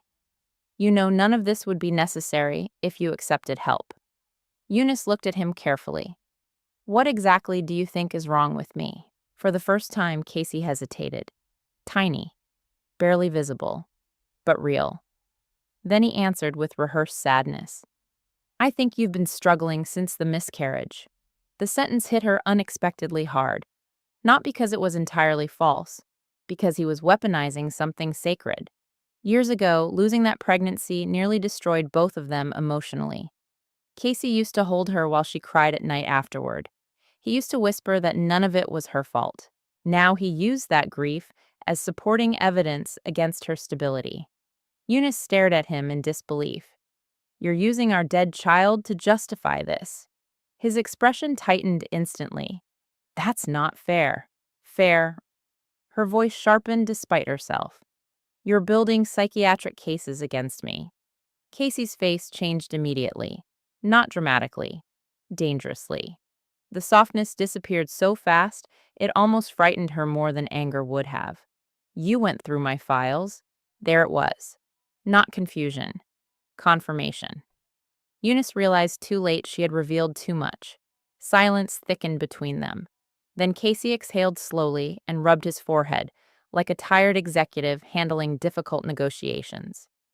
Eunice, he said quietly, you have absolutely no idea what you're doing right now. The calmness in his voice terrified her because it sounded genuinely sincere, like he believed she was the irrational one. Maybe part of him truly did. Dr. Brooks had warned her about that too. Casey's condition distorted emotional reality while intensifying paranoia and control issues. Somewhere beneath the manipulation, he may actually believe his own narrative now. That possibility made the entire situation even darker. Eunice stepped toward the doorway carefully. You forged my signature. Casey's jaw tightened. You signed those documents electronically. No, I didn't. You don't remember signing them? Gaslighting. Instant. Automatic. Weaponized so naturally, he barely needed to think about it anymore. Eunice laughed bitterly. That's your answer now. That I imagined everything. Casey suddenly moved closer, fast enough to make her flinch instinctively. His eyes locked onto hers with unnerving intensity. You are emotionally unstable right now, he said softly. And if you continue spiraling like this, people are going to start seeing it themselves. The threat beneath the sentence landed immediately. People. Always people. Audience mattered more to Casey than truth ever did. Eunice's phone vibrated suddenly in her pocket. Maya. Casey noticed the screen instantly. Who keeps calling you nobody? You're lying. His voice sharpened unexpectedly. A pulse jumped visibly near his temple, and for one strange second, he seemed to lose track of what he intended to say next. His expression flickered through confusion before settling back into controlled irritation. The progression was getting worse. Casey noticed her noticing. That seemed to enrage him more than anything. What did Brooks tell you? He asked suddenly. Eunice froze completely. So he knows, or suspects. Casey stared at her without blinking. What exactly did my doctor say about me? The room felt suffocatingly small now. Eunice forced herself to stay calm. I don't know what you're talking about. Yes, you do. His voice lowered dangerously. You've been different ever since that phone call. The mask was slipping faster now. She could see instability beneath the polished exterior, cracking through the careful corporate persona he spent years constructing. Casey stepped even closer. You think people are going to believe you over me? He asked quietly. Eunice looked directly into his eyes for the first time in years without shrinking away. I think you're scared. That sentence hit him like physical impact. Real emotion flashed across his face suddenly. Fear, then rage, then confusion, all within seconds. Casey turned away abruptly and gripped the edge of the desk so tightly his knuckles whitened. When he spoke again, his voice sounded almost unfamiliar. You should be very careful what story you tell next. Eunice understood immediately. This was no longer a marriage collapsing. This was a war over reality itself. And Casey Whitmore was finally beginning to realize his wife was no longer willing to lose quietly. 3 days after the confrontation in Casey's office, Vivian Whitmore called Eunice personally for the first time in almost 7 months. The timing alone told Eunice something had shifted. Vivian rarely contacted her directly anymore unless it involved charity appearances, family obligations, or carefully managed social performances. Even before the intervention, their relationship had deteriorated into something cold and ceremonial, built on mutual politeness rather than affection.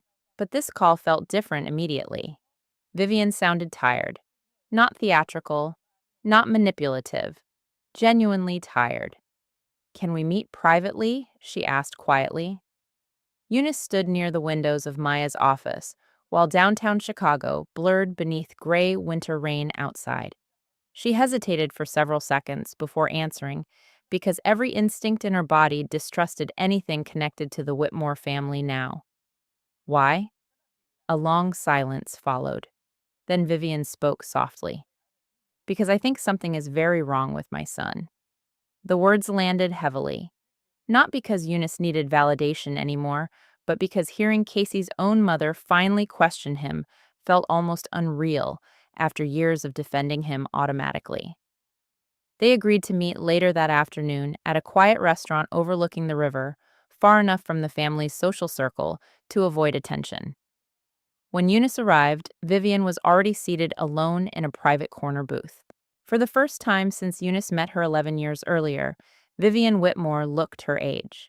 The elegant perfection was still there, the tailored cream coat, the diamond earrings, the graceful posture, but exhaustion lingered beneath it now. Deep shadows sat beneath her eyes, and her hands trembled faintly when she reached for her coffee cup. Eunice sat across from her cautiously. Vivian looked at her for a long moment before speaking. You look thinner. The comment almost sounded maternal. That alone unsettled Eunice emotionally. I've been under stress. Vivian nodded slowly. Yes, she whispered. I imagine you have. Silence stretched between them, while soft piano music drifted through the restaurant. Outside, snow mixed with rain along the sidewalks, while business executives hurried past the windows, carrying umbrellas and briefcases, completely unaware that Eunice's entire life had been collapsing quietly behind closed doors. Finally, Vivian folded her hands together. Grant told me about the financial discrepancies. Eunice's chest tightened immediately. What discrepancies? Vivian studied her carefully. So, you really didn't know? It was not phrased like a question. Eunice looked away toward the windows. No? Vivian inhaled slowly. Grant discovered irregularities tied to Casey's accounts after compliance officers contacted the family attorney yesterday morning. So, it had already begun. The investigation Maya warned about was moving faster than expected. Eunice remained silent. Vivian leaned back slightly in her seat, her expression distant now. When Casey was young, she said quietly, he used to lie constantly whenever he was afraid. Eunice blinked in surprise. Vivian gave a humorless smile. Not childish lies, strategic ones. Something cold moved through Eunice's stomach. Vivian continued staring down at her untouched coffee. He lied about grades, about fights at school, about money, even about friendships. The strange thing was, he lied most convincingly when there was partial truth involved. Exactly. That was what made Casey terrifying. Every lie contained enough reality to survive scrutiny. Vivian's eyes lifted slowly. His father was the same way. The sentence surprised Eunice enough that she forgot her anger briefly. Vivian rarely mentioned her late husband. Richard Whitmore had died 6 years earlier from a heart attack, and within the family, He had been treated almost mythologically, the brilliant businessman who built the Whitmore fortune from nothing. But Eunice remembered him differently. Charming in public, cruel in private, the kind of man who complimented women while quietly humiliating them at the same time. Vivian looked exhausted suddenly. I spent 38 years defending a difficult man because I believed protecting the family mattered more than confronting the truth. Her voice cracked slightly on the final word.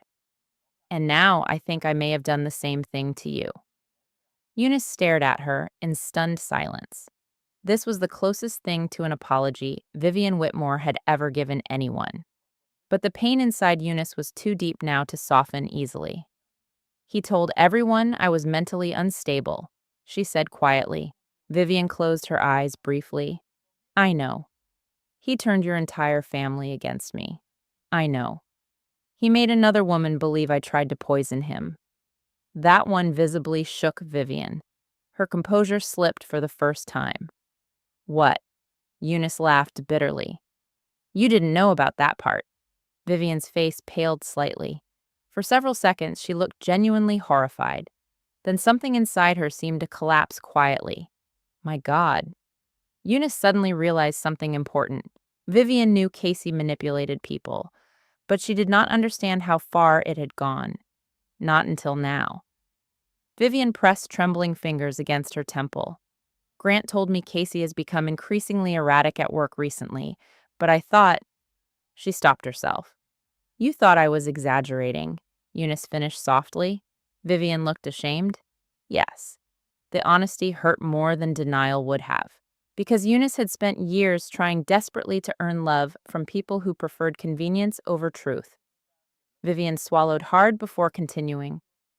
The night of the intervention, I genuinely believed we were helping you. Eunice stared at her. That's what makes it worse. Tears filled Vivian's eyes unexpectedly. I see that now. The older woman looked smaller, somehow suddenly stripped of her usual social armor. I raised my sons to value control above vulnerability because that was the only way to survive in our family, she admitted quietly. Richard taught them weakness gets punished. Casey learned that lesson better than anyone. Eunice remembered Casey after the miscarriage again. The way grief seemed to terrify him more than devastate him. He had thrown himself into work almost immediately afterward, as if achievement could outrun pain. Vivian wiped beneath her eyes carefully. When did he stop loving me? Eunice whispered before she could stop herself. Vivian looked at her sadly. I don't think Casey understands love correctly anymore. The answer hollowed her out, because part of Eunice had still clung desperately to the idea that beneath all this manipulation, there remained a husband trying to save something broken between them. But maybe Casey no longer knew the difference between love and possession.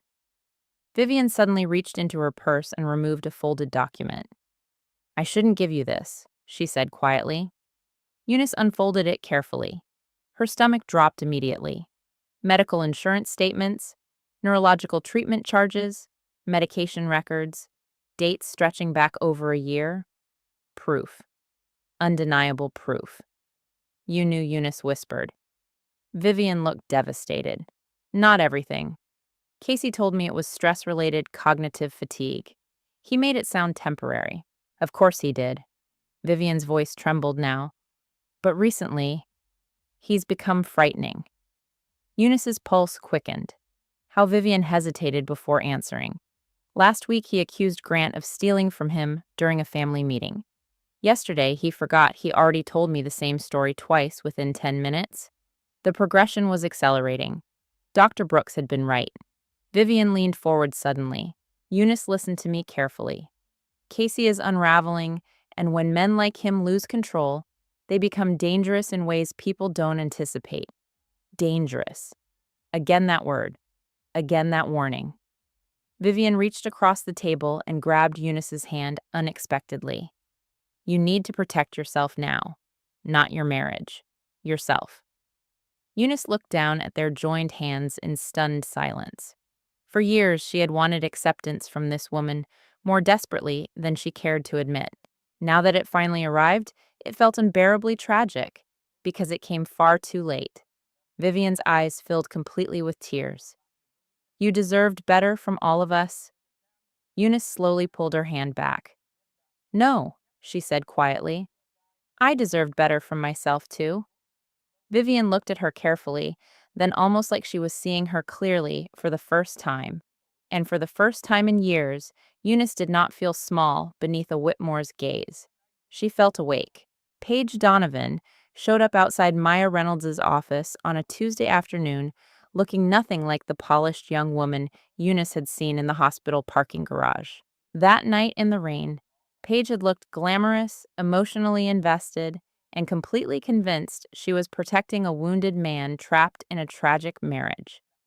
Now she looked pale, exhausted, and deeply frightened with swollen eyes hidden behind oversized sunglasses and trembling hands wrapped tightly around a paper coffee cup.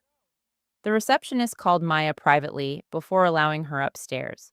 By the time Paige entered the conference room, Eunice already understood something important had happened. Women did not look like that after ordinary breakups. Maya remained seated beside Eunice at the long walnut table, while Paige hovered awkwardly near the doorway, clearly uncertain whether she would be welcomed or thrown out immediately. For several seconds, nobody spoke. Then Paige quietly removed her sunglasses. The bruised darkness beneath her eyes startled Eunice. Not physical bruises, emotional ones, the kind caused by sleepless nights and shattered illusions. I know you hate me, Paige whispered. Eunice studied her carefully before answering. No, she said honestly. I think you believed him. That nearly made Paige cry instantly. She lowered herself slowly into the chair across from them, while clutching the coffee cup hard enough to whiten her knuckles. I didn't know, she said shakily. I swear to God I didn't know. Maya folded her arms calmly. What changed Paige laughed bitterly through tears. The same thing that probably changed for her. She looked directly at Eunice. He stopped being able to keep the mask on. The room fell silent. Paige took a shaky breath before continuing. At first, Casey was incredible. Thoughtful, patient, protective.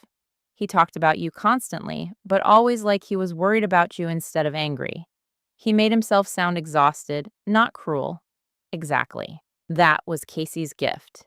Cruelty wrapped in concern. Paige wiped beneath her eyes quickly. He said your mental health got worse after the miscarriage, and that he stayed because he couldn't abandon someone who needed help. Eunice felt pain move through her chest again, hearing their private grief retold like a strategic script. Paige continued quietly. He told me he slept in separate rooms because he was afraid of triggering your episodes. He said he'd spent years protecting your dignity from other people. The lies were almost elegant. Eunice hated how believable they sounded even now. Maya leaned forward slightly. When did you realize the story wasn't true? Paige stared down at her untouched coffee. About 10 days ago? Something in her voice changed. Fear. Real fear. Paige swallowed hard before continuing. We were at his apartment near the river, the one he said he rented temporarily for work meetings. He'd been drinking more than usual, and we started arguing because I found messages from another woman. Eunice blinked slowly. Another woman? Of course. Paige laughed weakly at Eunice's expression. Yeah, she whispered. Apparently I wasn't special either. The room grew quiet again. He got angry when I confronted him, Paige continued. Not yelling angry. Worse. Calm angry. Eunice immediately understood. That dangerous stillness. Paige's hands trembled visibly now. He started telling me I sounded emotional, irrational, paranoid. She looked at Eunice with devastated understanding. The exact same words he used about you. The pattern was repeating already. Maya asked quietly, Did he threaten you? Paige hesitated, then nodded.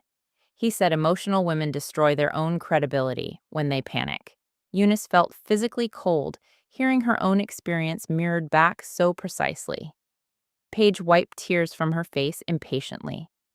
I thought maybe I really was overreacting. But then, Her voice broke briefly. Then he forgot something. Maya's attention sharpened instantly. What Paige looked toward Eunice. He forgot he already told me you tried to poison him. Silence fell heavily across the room. Paige continued carefully. One night he said you put pills in his whiskey. A few days later, he told the same story again, except suddenly it happened during dinner wine instead. She shook her head slowly.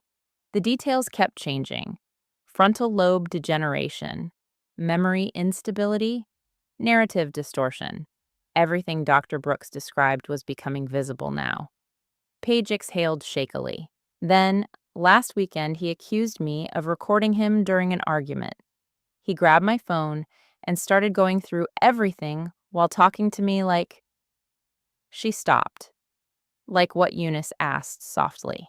Like I was dangerous. That sentence landed painfully between them. Because now they both understood something horrifying. Casey did not simply manipulate women individually. He recycled the same emotional architecture repeatedly. Idealization, dependency, destabilization, accusation, control. Paige slowly opened her purse and removed a thick envelope. I brought proof. Maya immediately sat straighter. Paige slid several printed screenshots across the table first. Bank transfers, hidden accounts, messages from Casey, discussing offshore holdings with financial advisors. Then came voice memos, audio files, and finally a voicemail recording. Paige stared at it for several seconds before speaking.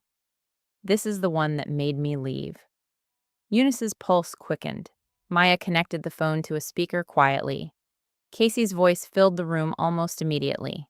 Smooth, confident, familiar enough to make Eunice's stomach twist. No, she still doesn't know how bad it's gotten, he said casually. A male voice answered faintly in the background, difficult to identify. Then Casey laughed softly. She trusts me too much for that. Eunice felt nausea rise instantly. The recording continued. If I can get her declared emotionally unstable before the separation becomes public, everything stays contained. The room went completely still. Paige stared down at the table, while tears slipped silently down her face. Casey's voice continued through the speakers. Nobody questions calm men, especially when the woman's emotional. Maya paused the recording slowly. Silence consumed the room. Eunice couldn't breathe properly. Not because the recording surprised her anymore. Because hearing Casey say it aloud removed the final layer of denial her heart still clung to secretly. He knew exactly what he was doing. Every second of it. Paige covered her mouth with trembling fingers. I'm so sorry, she whispered through tears. I believed him. Eunice looked at her for a long moment. Then something unexpected happened. She saw herself, not literally, emotionally. The younger version of herself 11 years earlier, when Casey still seemed safe, brilliant, protective, misunderstood. Before she realized his love depended entirely on control. Paige wasn't the enemy. She was simply standing later in the same fire. Did he ever hurt you physically? Eunice asked quietly. Paige shook her head immediately. No. But... She hesitated. But what? He changes fast sometimes now. Fear crept visibly across her face, like he becomes someone else for a few seconds. Dr. Brooks was right again. The progression was accelerating. Paige wiped her eyes. There's something else. Maya exchanged a quick glance with Eunice. Paige lowered her voice almost to a whisper. I'm pregnant. The words settled heavily into the room. Eunice closed her eyes briefly. Of course she was. Because Casey left destruction everywhere now. Paige started crying openly, then shoulders trembling violently. I don't even know if I'm keeping it, she admitted. I don't know what's real anymore. That sentence nearly broke Eunice emotionally because she remembered saying almost the exact same thing to Naomi months earlier after one of Casey's manipulative episodes. I don't know what's real anymore. Maya leaned forward calmly. You're both going to need protection moving forward. Paige looked terrified. You think he'll come after me too? Maya's expression remained careful. I think Casey Whitmore is losing control of multiple narratives simultaneously, and men like that become unpredictable when witnesses stop cooperating. Witnesses, not lovers, not wives. Witnesses. The word changed everything. Eunice looked down at the voicemail recording, still sitting on the table between them. For years, Casey made her feel invisible, emotional, weak, crazy. Now, for the first time, his own lies were beginning to speak louder than she ever had. And somewhere beneath the fear and grief inside her, something else slowly began to rise. Not revenge, not yet, power. The hearing was scheduled for Thursday morning at the Cook County Courthouse, although by the time Eunice walked through security beside Maya Reynolds, it already felt less like a legal proceeding and more like the public collapse of an entire fabricated reality.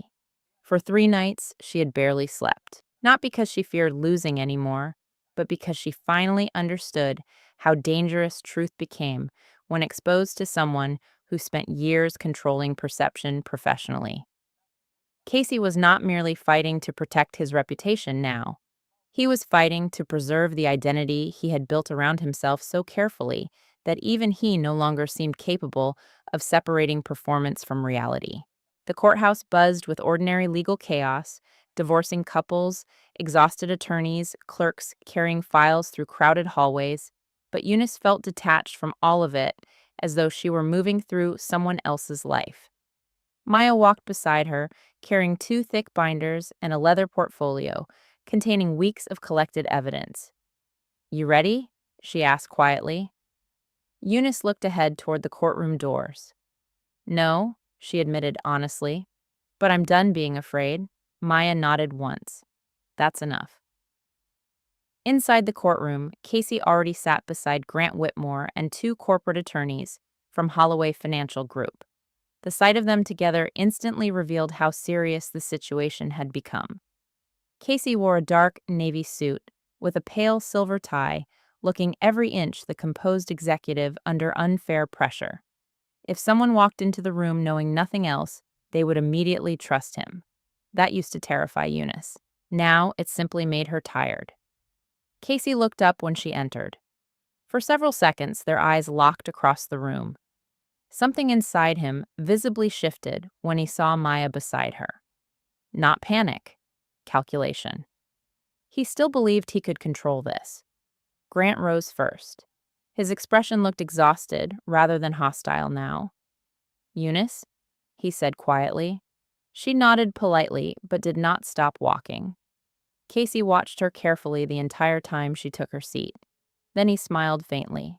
It was the same smile he used during charity galas and investor dinners. Calm, reasonable, almost compassionate. A performance designed for witnesses. Judge Eleanor Price entered minutes later, and the hearing began almost immediately. Casey's legal team spoke first.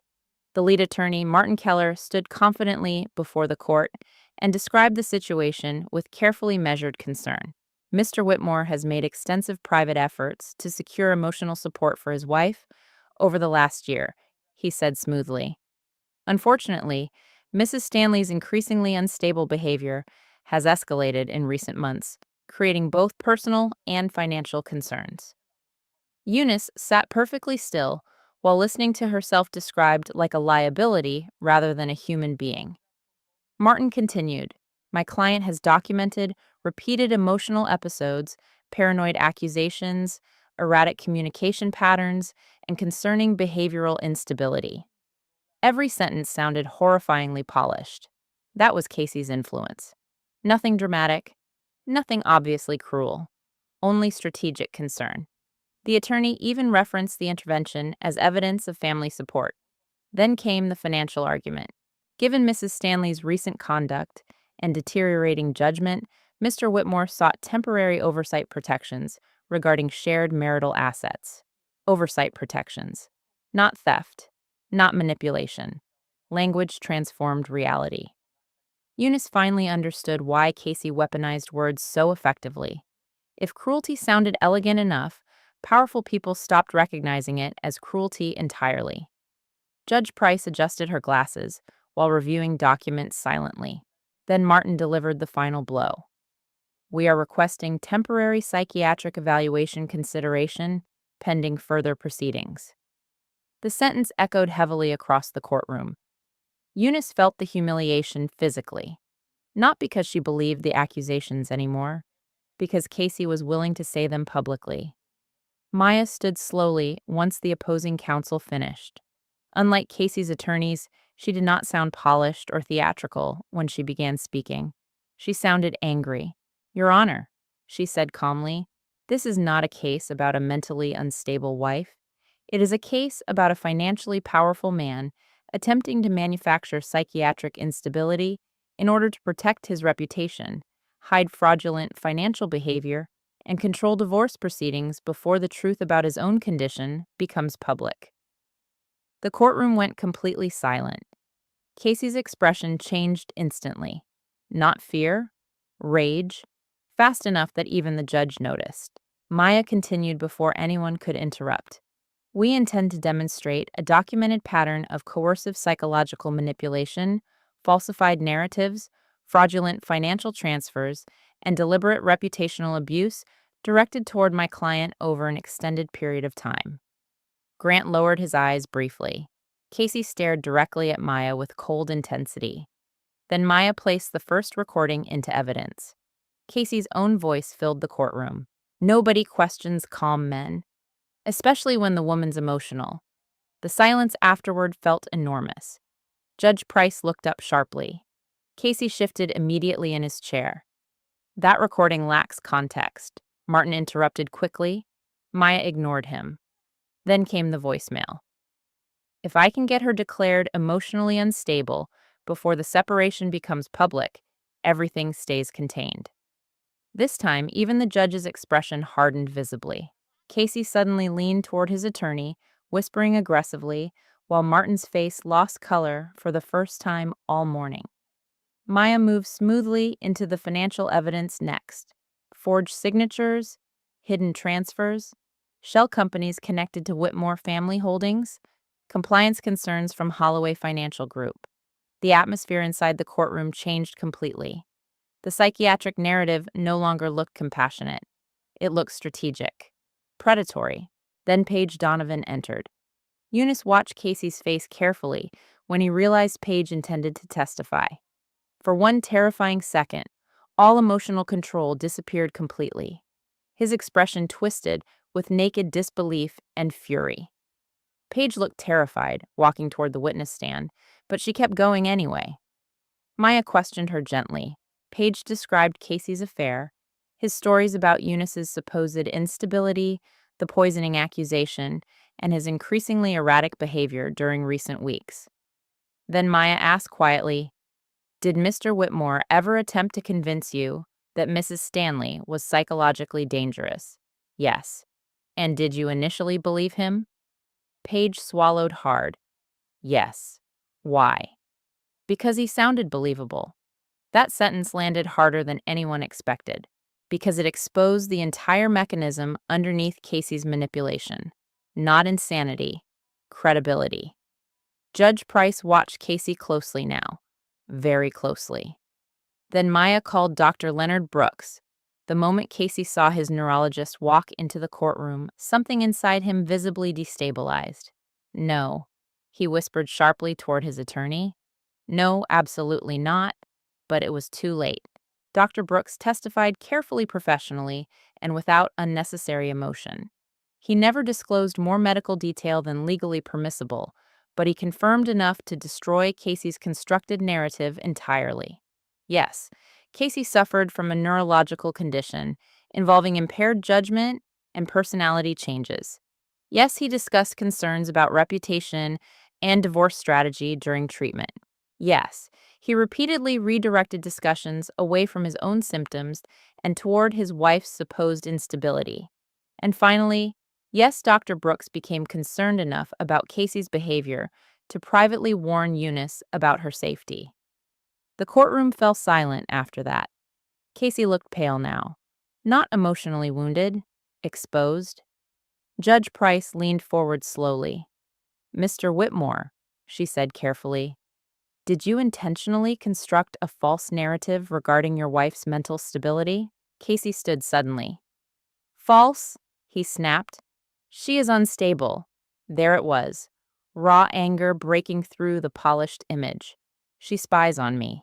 She manipulates people. She turned my own family against me, Casey Martin warned sharply. But Casey barely seemed to hear him anymore. His breathing looked uneven now, and confusion flickered visibly across his face between bursts of anger. She knew exactly what she was doing, he continued. She wanted everyone to think I was losing my mind. The irony hit the courtroom like physical impact. Eunice stared at him silently, while realization spread slowly through her chest. This was the first time she had ever seen Casey completely unable to maintain the mask. Not privately, publicly. Judge Price's expression hardened. Mr. Whitmore, she said firmly, control yourself immediately. Casey froze, then suddenly looked disoriented, like he no longer understood how the room had turned against him so quickly. And for the first time since this nightmare began, Eunice no longer felt invisible. She felt believed. The story broke publicly, less than 24 hours after the hearing. At first, it appeared only as quiet whispers moving through Chicago's corporate circles. Senior executives at Holloway Financial received internal compliance notices. Investors began asking questions about financial irregularities connected to Casey Whitmore's division. Then a legal blogger published a short article referencing allegations of coercive reputational abuse and fraudulent marital asset concealment involving a prominent executive. By Friday morning, Casey's carefully constructed image had begun cracking in ways even he could no longer control. Eunice watched it happen from Maya's office while snow drifted heavily across the city outside. Multiple news notifications flashed across television screens mounted in the reception area, although no outlet had published Casey's name directly yet. Not publicly, not officially, but powerful people recognized the pattern immediately, and powerful people abandoned sinking ships quickly. Maya stood near the conference table reviewing fresh filings, while Naomi paced the room anxiously with her phone in hand. Holloway placed him on administrative leave, Naomi said. People online are already speculating. Eunice sat quietly near the windows, listening without speaking. She expected satisfaction, victory, relief. Instead, she mostly felt tired. The last 2 weeks had emotionally hollowed her out so completely that even Casey's downfall no longer brought the rush of vindication she once imagined betrayal deserved. Maya looked up from the paperwork. You okay? Eunice nodded automatically, then stopped herself. I don't know.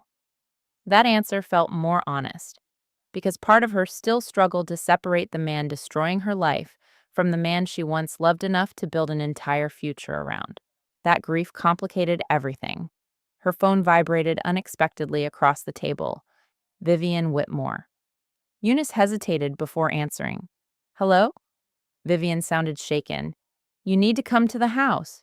Every muscle in Eunice's body tightened instantly. What happened? Silence crackled briefly through the line. Then Vivian whispered, Casey's getting worse. The Whitmore estate no longer intimidated Eunice the way it once had. As she drove through the iron gates later that afternoon, the mansion looked less like a symbol of power and more like a monument to emotional denial. So much of Casey's behavior suddenly made sense when viewed through the culture surrounding him: wealth without vulnerability, image without honesty, control mistaken for strength. Inside the house, the atmosphere felt tense and unusually quiet. Grant opened the front door himself. He looked exhausted. Not angry, not defensive, simply exhausted. Thank you for coming, he said quietly. Eunice removed her coat slowly. Where is he? Grant exchanged a glance with Vivian across the foyer before answering. His father's office. Of course. Casey spent most of his childhood trying to become Richard Whitmore. Now he was unraveling inside the very room where that damage began. Vivian approached slowly. For the first time in years, she looked emotionally fragile instead of socially composed. He hasn't slept properly in days, she admitted softly. He keeps forgetting conversations and then accusing people of lying to him afterward. Fear tightened in Eunice's chest despite everything. Not love, not forgiveness, just human fear, witnessing deterioration up close. Vivian lowered her voice. He threatened to fire half his executive team yesterday because he thought someone leaked financial records to the press. Grant rubbed his forehead tiredly. He accused me, too. Eunice looked toward the hallway, leading deeper into the house. Does he know I'm here? Before anyone could answer, Casey's voice echoed sharply from the office. Of course she's here. The sound froze the entire room. Casey stepped into the hallway moments later, wearing dark jeans and an unbuttoned dress shirt, looking nothing like the polished executive from the courtroom. His eyes appeared bloodshot and unfocused, and stubble darkened his jaw unevenly, like he had forgotten to shave properly for several days. But it was his expression that unsettled Eunice most. Paranoia? Open paranoia? He stared directly at her, with a mixture of anger, disbelief, and something dangerously close to desperation. So now everybody believes you, he said quietly. No one answered. Casey laughed bitterly. That's amazing. Vivian stepped forward carefully. Casey, no. He cut her off sharply without taking his eyes off Eunice. I want to hear her say it. Eunice remained still. Casey moved closer slowly. You enjoyed this? He asked. Destroying me. The question stunned her because he sounded genuinely wounded. Not manipulative, not strategic, wounded. And suddenly, Eunice understood something terrifying.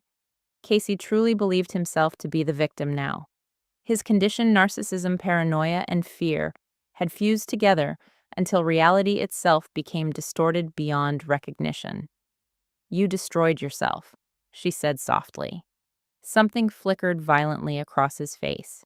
Rage, then confusion, then grief, all within seconds.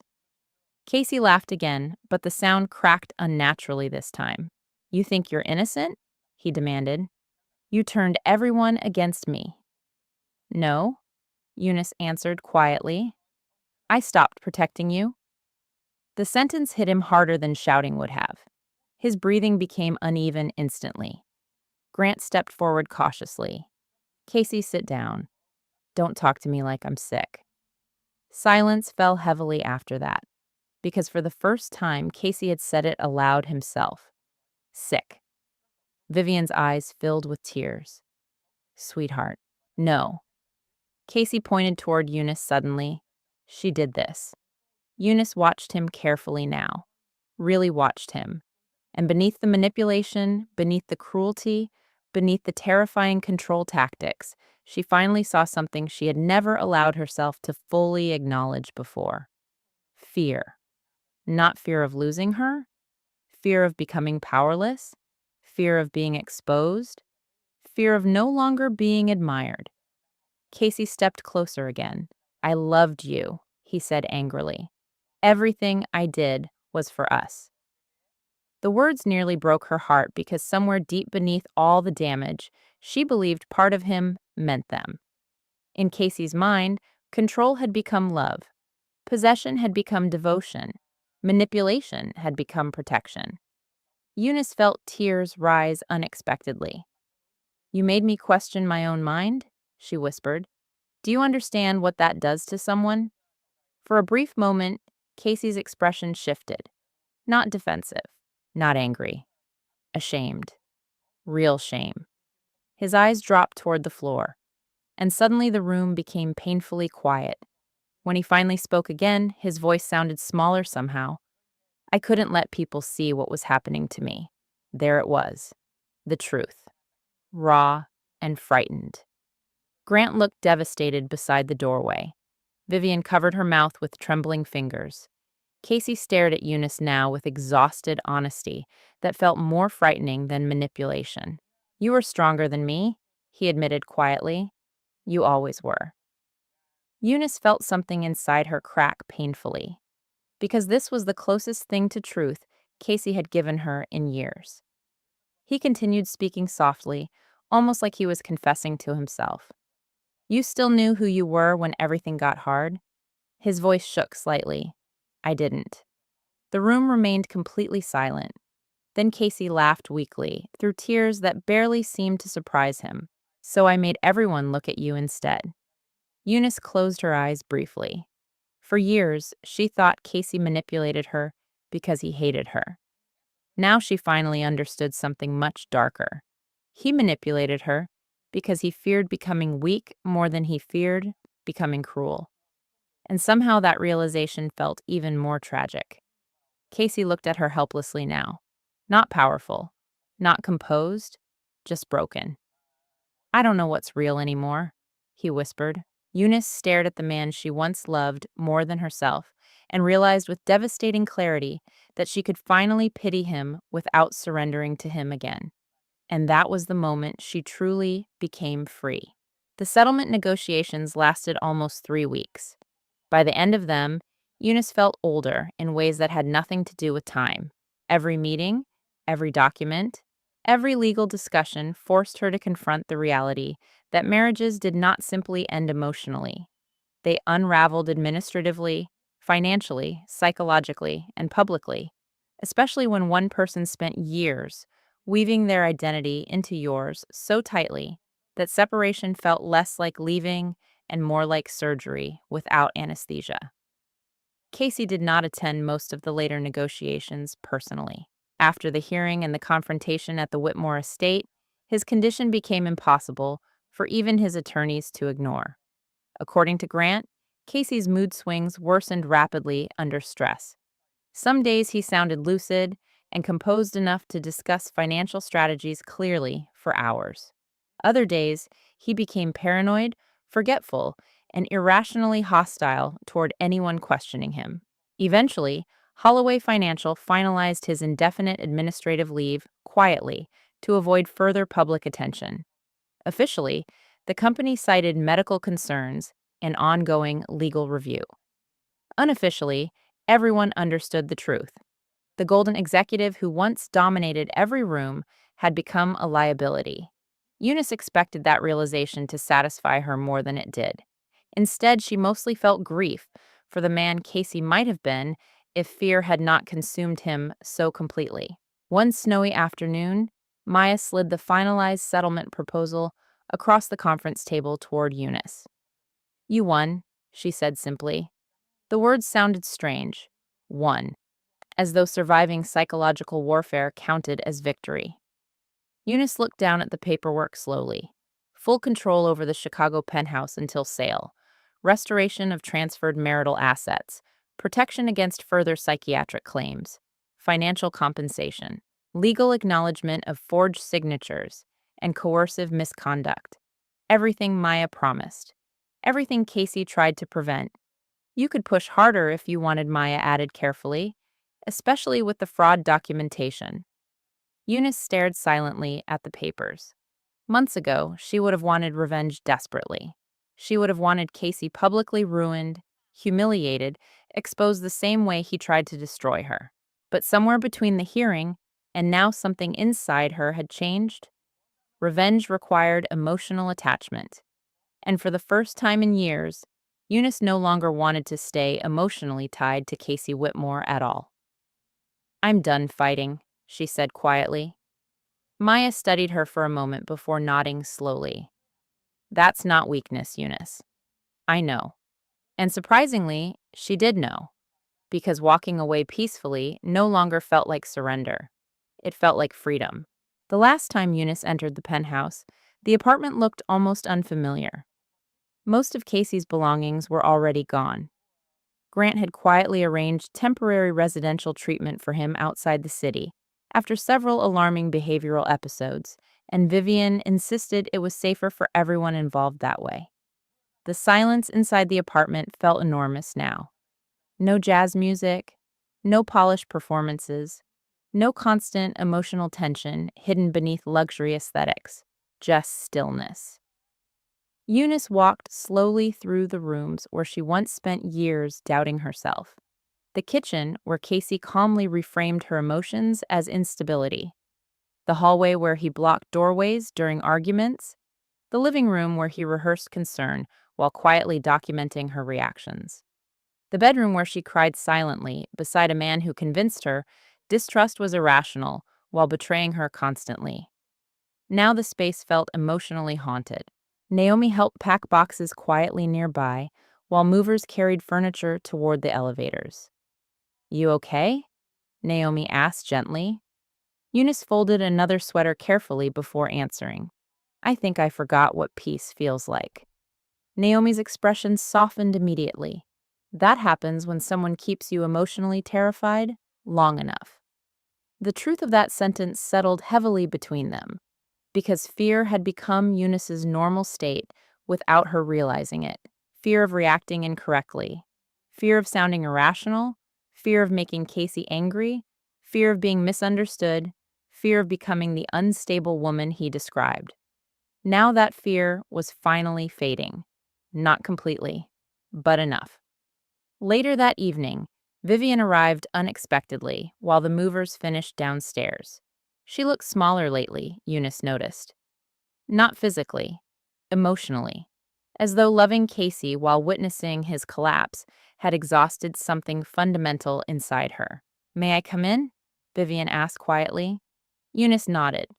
For several moments, they simply stood together in the half-empty apartment, surrounded by cardboard boxes and stripped walls. Then Vivian finally spoke. He asks about you constantly. Eunice looked away toward the windows. Outside, snow drifted softly over Lake Michigan beneath the fading orange glow of sunset. How is he? Vivian hesitated before answering. Some days he's clearer than others. The grief in her voice felt painfully genuine now. He remembers things differently every time she continued softly. Sometimes he insists you betrayed him. Other times, her voice cracks slightly. Other times he cries because he thinks he ruined the only person who ever truly loved him. Eunice closed her eyes briefly. That hurt more than she expected, because despite everything Casey became, she still remembered the younger man who once held her hand in tiny grocery stores and kissed her forehead while studying late into the night. The man who once dreamed with her before fear and ambition hollowed him out from the inside. Vivian stepped closer, slowly.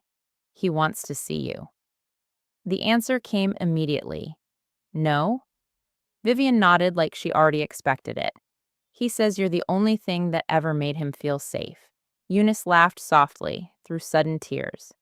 And he destroyed me because of it. Silence filled the apartment. Then Vivian whispered the question she clearly carried for days. Do you hate him? Eunice thought about it honestly. About the manipulation, the affair, the lies, the psychiatric accusations, the years of emotional erosion. Then she thought about Casey standing in his father's office, looking terrified and broken, while admitting he no longer recognized reality itself. Finally, she shook her head slowly. No, she said quietly, but I can't save him either. The sentence seemed to devastate Vivian somehow, because deep down, she already knew it was true. Some people could be loved endlessly and still refuse healing if healing required surrendering control. Casey needed doctors, treatment, accountability, not another woman sacrificing herself to manage his darkness for him. Vivian wiped tears carefully from beneath her eyes. You deserved a better family than ours. Eunice smiled sadly. No, she answered softly. I deserved better boundaries. That realization changed everything, because for years Eunice believed love meant endurance. She believed loyalty required self-erasure and compassion required infinite tolerance. Casey weaponized those beliefs until she almost disappeared inside them completely. Now she finally understood something stronger. Love without boundaries becomes permission for destruction. Vivian looked around the nearly empty penthouse slowly. What will you do now? Eunice glanced toward the city skyline, glowing beyond the windows. For the first time in years, the future did not terrify her. It felt open. I'm going to figure out who I am when I'm not surviving someone else anymore. Vivian nodded slowly. tears filling her eyes again. As she turned to leave, she stopped near the doorway and spoke one final time. You know, she whispered, Casey once told me you were the only person who ever saw the good in him before he became successful. Eunice looked down quietly, then answered with heartbreaking honesty. I think that's why he couldn't forgive me for finally seeing the truth instead. 1 year later, Eunice Stanley no longer flinched when her phone rang unexpectedly. That was how she measured healing now. Not through dramatic milestones or inspirational speeches, but through the quiet disappearance of fear from ordinary moments. She no longer checked people's facial expressions before speaking. She no longer rehearsed harmless conversations in her head afterward, searching for evidence she sounded irrational. She no longer apologized automatically for emotions that made other people uncomfortable. Most importantly, she no longer confused survival with love. The apartment she lived in now overlooked Lake Michigan from the north side of Chicago. It was smaller than the penthouse she once shared with Casey, but it felt infinitely larger emotionally because every inch of it belonged to peace rather than performance. Warm lighting replaced expensive cold aesthetics. Books lay open without being criticized for clutter. Music played because she enjoyed it, not because silence felt emotionally dangerous. For the first few months after the divorce, Eunice struggled with the stillness intensely. Trauma had trained her body to expect tension constantly, so calmness initially felt unnatural instead of comforting. Some nights, she still woke suddenly at 3 in the morning, expecting confrontation, waiting outside the bedroom door. Healing, she learned, was not linear. It was repetition. Safe morning after safe morning until the nervous system slowly believed danger had truly passed. Naomi visited often, usually carrying groceries and unsolicited opinions in equal measure. Their relationship had deepened in ways Eunice still felt guilty about sometimes, because she now understood how many years Naomi spent trying to protect her while she defended Casey instead. You smile differently, now Naomi said one afternoon while unpacking coffee mugs in the kitchen. Eunice looked up from her laptop. What does that mean? It means your face finally looks relaxed when nobody's watching. The comment stayed with her the entire day. Because Naomi was right. For years, Eunice smiled carefully, measuredly, the way people smile when emotional safety depends on staying agreeable. Now her expressions belonged entirely to her again. Across the living room, framed photographs from the Women's Foundation she launched 6 months earlier covered one section of the wall. What began as a small legal resource network for women experiencing psychological abuse had grown faster than she ever expected. Therapists, attorneys, financial advisors, and domestic violence advocates partnered together quietly to help women rebuild reality after coercive relationships shattered their confidence. The foundation's name was simple: the Clarity Project. Maya thought it was perfect, because that's what emotional abuse steals first, she told Eunice during the launch event. Clarity. Sometimes women wrote letters to Eunice after hearing her story publicly. Not all of them survived marriages. Some survived controlling parents, manipulative partners, religious coercion, workplace gaslighting, or years of psychological humiliation, hidden behind respectable appearances. The details changed. The emotional damage rarely did. You made me realize I wasn't crazy. That sentence appeared again and again. Every time Eunice read it, something inside her healed a little more. Paige gave birth to a daughter in early spring. Despite everything, Eunice visited the hospital quietly, with flowers and a stuffed rabbit Naomi insisted was emotionally necessary. Paige looked exhausted, but peaceful in a way Eunice had never seen before. She deserves better than confusion, Paige whispered, while holding the baby carefully. Eunice touched the child's tiny hand gently. Yes, she said softly. She does. Casey was not there. According to Vivian, his treatment facility allowed limited supervised visits only during stable periods, and Paige eventually chose distance for both herself and the child. Eunice understood. Some forms of compassion required separation. She still received occasional updates from Vivian, though less frequently now. Casey's condition fluctuated unpredictably. Some days he sounded almost like himself again. Other days he became disoriented, paranoid, or emotionally volatile enough that conversations made little sense. The hardest part, Vivian admitted once quietly over the phone, was that Casey sometimes remembered the manipulation clearly, and sometimes he genuinely believed Eunice betrayed him. Both realities existed inside him now, fragmented and unstable. Eunice stopped trying to understand which version was more true. She finally accepted that loving someone did not obligate her to remain inside their destruction. Late October brought colder winds across the lake and turned the city gold beneath fading autumn sunlight.